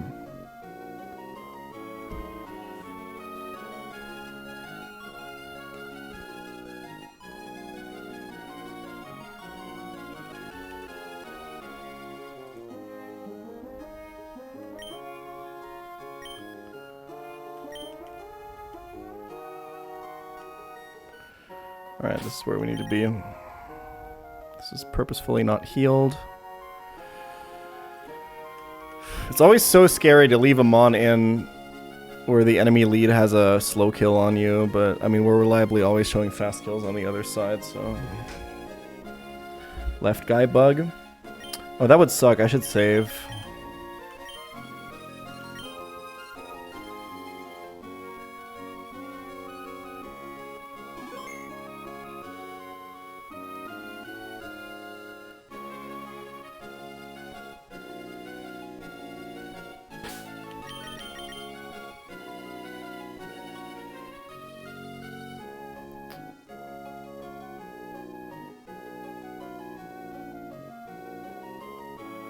I think we're fine.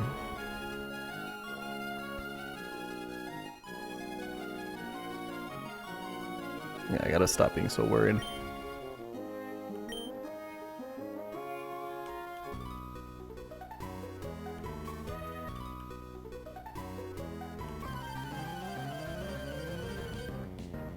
Okay. This is the double fight that prevents us from getting to Evergrande City. We're pretty over-leveled for this because we could have accessed this at a previous time. I did not get left guy bugged, right? Yeah, this is the correct order. We're pre-damaged so we can bait a kill later with Aerodactyl. For now, it's just Caracasa showing a fast kill to Samurott, and regular arrow already outspeeds regular Samurott, so it's not going to go for the kill. So we just Mega Evolve and kill this Focus Sash Zam. And Caracasa is just going to protect the incoming Grass Knot. Bog Standard double battle coming up here.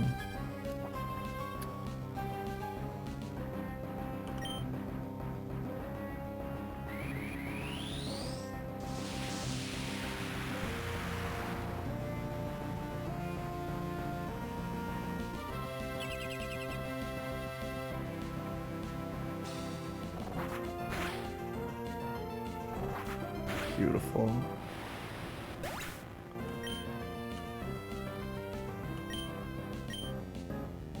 Beautiful, and level 90 Caracasa should always bait Volcarona, never Lapras. Perfect.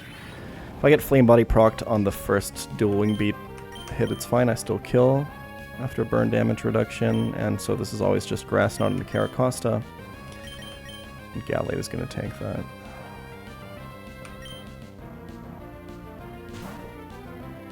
Mega Arrow sprite is shit. It's not that Mega Arrow's sprite is shit, it's that Mega Arrow, the design, the whole design of the thing is just shit.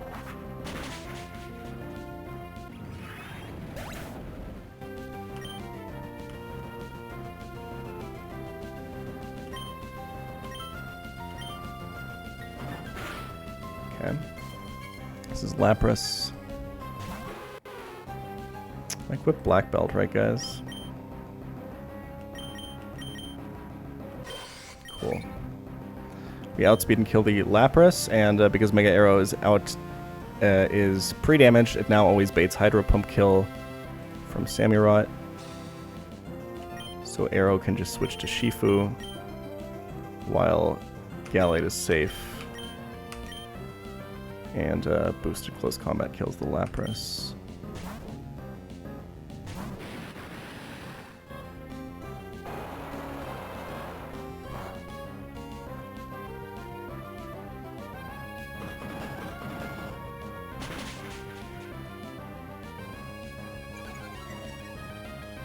Okay.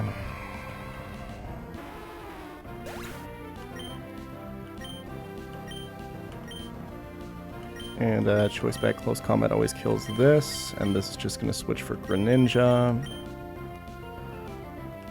Chest specs. I didn't calc this, hold on. Okay, this always kills this, and then choice band Shifu always outspeeds and kills this. So we have checkmate.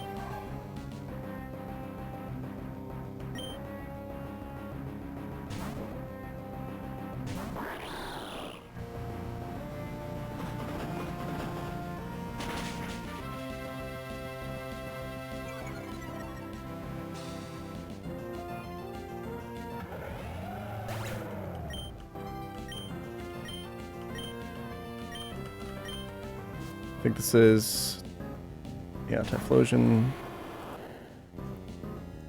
Specs Greninja is just gonna outspeed and kill it. If it protects, it doesn't matter.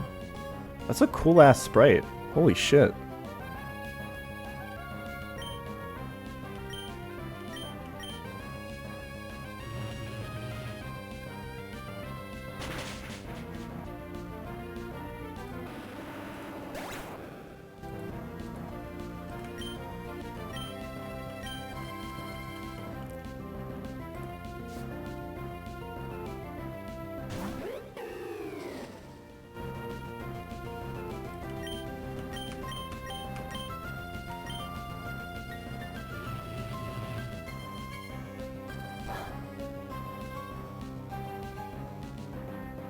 Easy peasy.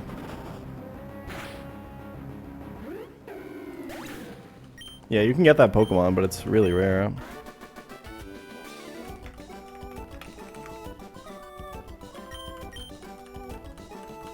Okay, any optionals that I need to worry about, that I need to heal for, or can I just fucking proceed? He asks and immediately barges forward. Evergrande City. It's been a long time since I've been here. Things have changed around here.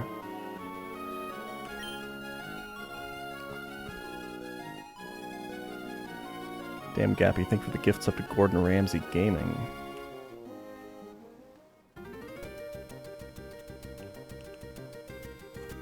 What a theme.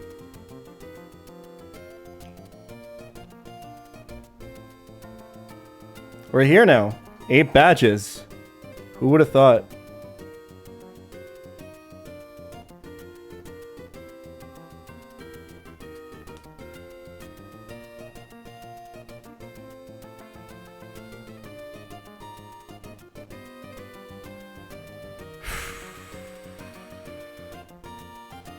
All right. First order of business is we're going to magnet pull an exploding Ferrothorn. The reason we're doing that is I don't care about getting Florges. And there's a chance that I magnet pull Mawile instead, which means that if I magnet pull for Goodra on 123, it's going to significantly increase the chance of me getting Goodra because Mawile is also on that route. So optimal result here. I guess optimal result is we get the fucking Ferrothorn here and then we end up with Goodra anyway, but... yeah. Mawile would be great. Just... like, for routing, Mawile is, like, not a good Pokemon. When do you get the Mawile, guys?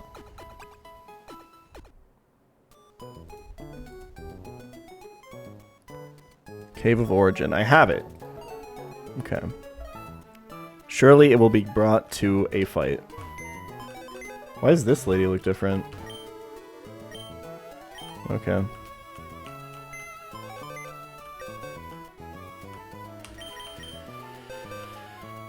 Alright, bring me this Andrew for magnet pulling. Fucking, I don't know, this guy. If it ends up being Florges, give me like, I mean, it doesn't fucking matter. Excadrill, why not? And, what else can it be? Mawile. I'm not particularly scared of that.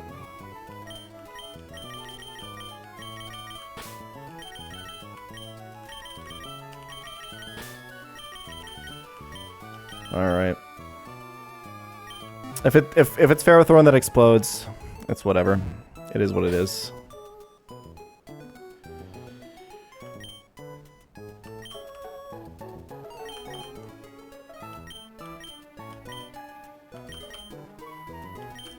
I just want to maximize my chance for Goodra, I think.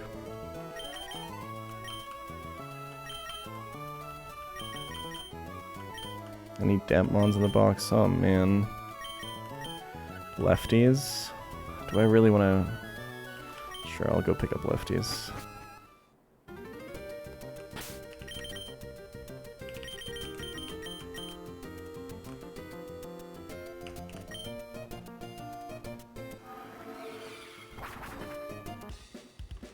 One of the last encounters of the game. There's 4 left, including this one, right? Evergrande, 123, Victory Road, Last Roamer, and then depending on how the Roamer goes, we technically have 2 more, but those don't really count. Dude, if we'd saved Casino until now...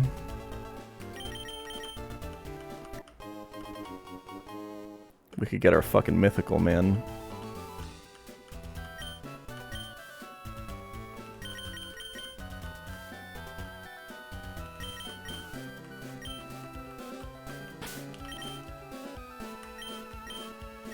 I think Shifu might... no, okay. Hera was mythical. He was something.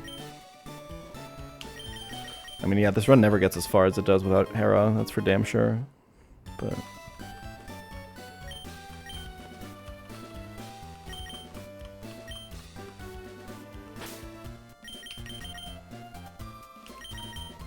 oh, I got the bug. I have too many scanner items now.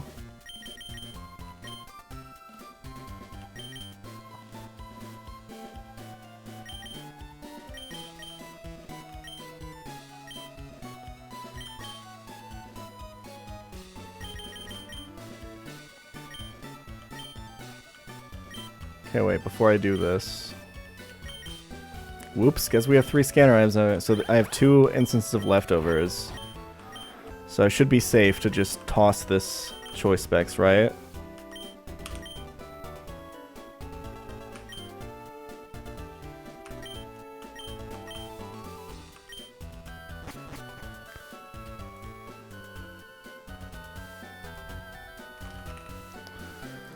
If it's Mawile, I just switch to something else, no?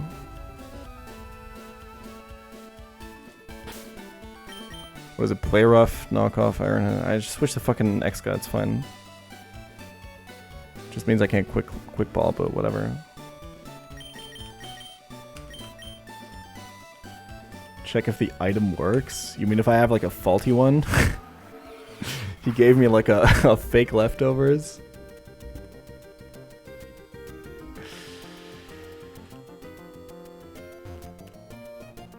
What's up, small man?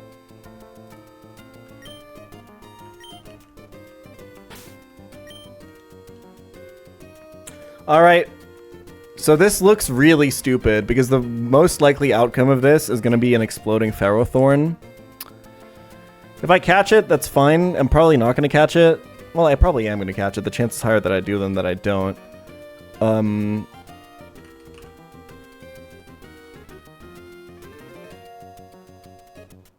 Other outcomes include Florges. That one's really likely. Mawile is the one that we want, so we dupe it out for 123. And then... I already checked singles explosion, guys. And then we could also potentially get Mudkip or Trico. Let's fucking go.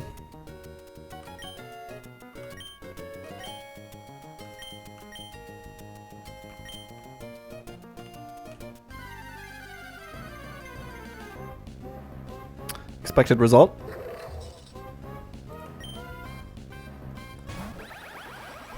We're probably not getting anything, guys.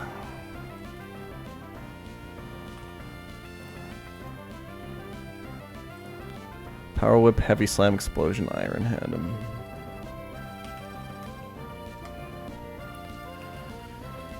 We're in singles.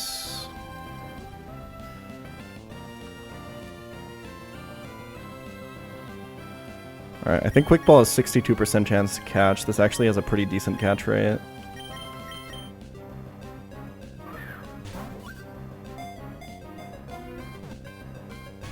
Unlucky, man.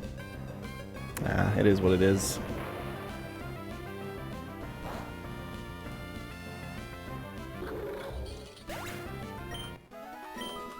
I think it was the right call.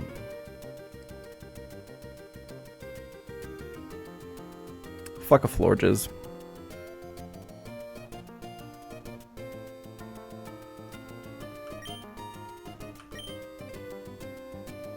Dude, I'm so getting Mawile on 123.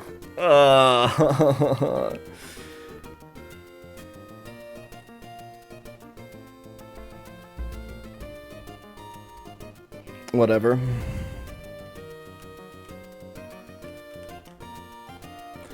Alright, lads.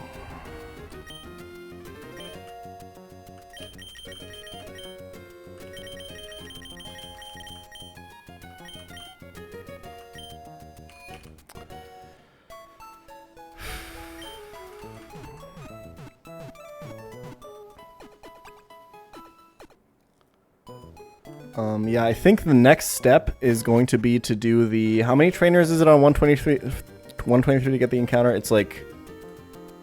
2, right? There's no D&D tonight.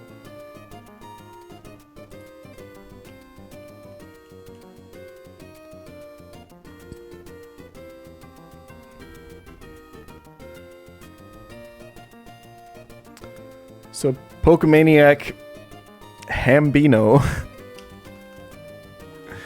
And then Cool Trainer Wendy and Cool Trainer Braxton. And then I get my encounter.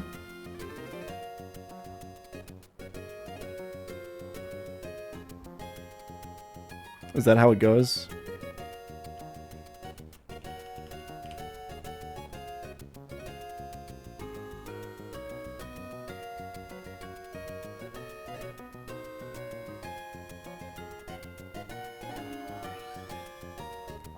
Okay, well that's the next thing on the agenda. I got a meeting to go to.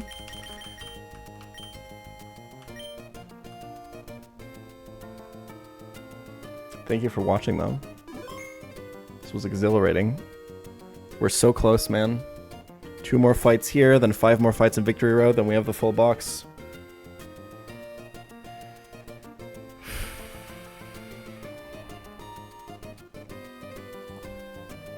Thank you for watching today. Thank you for all the subs. I really appreciate it. Let's find someone to raid. Any raiders?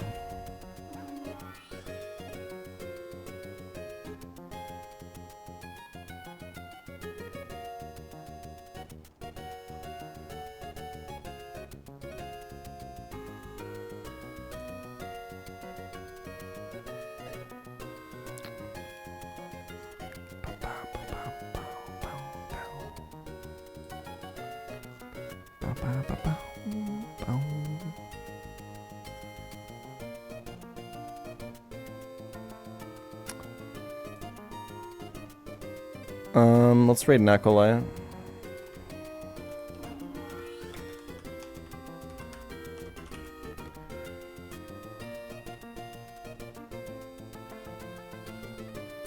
Doing New Game Plus, I think.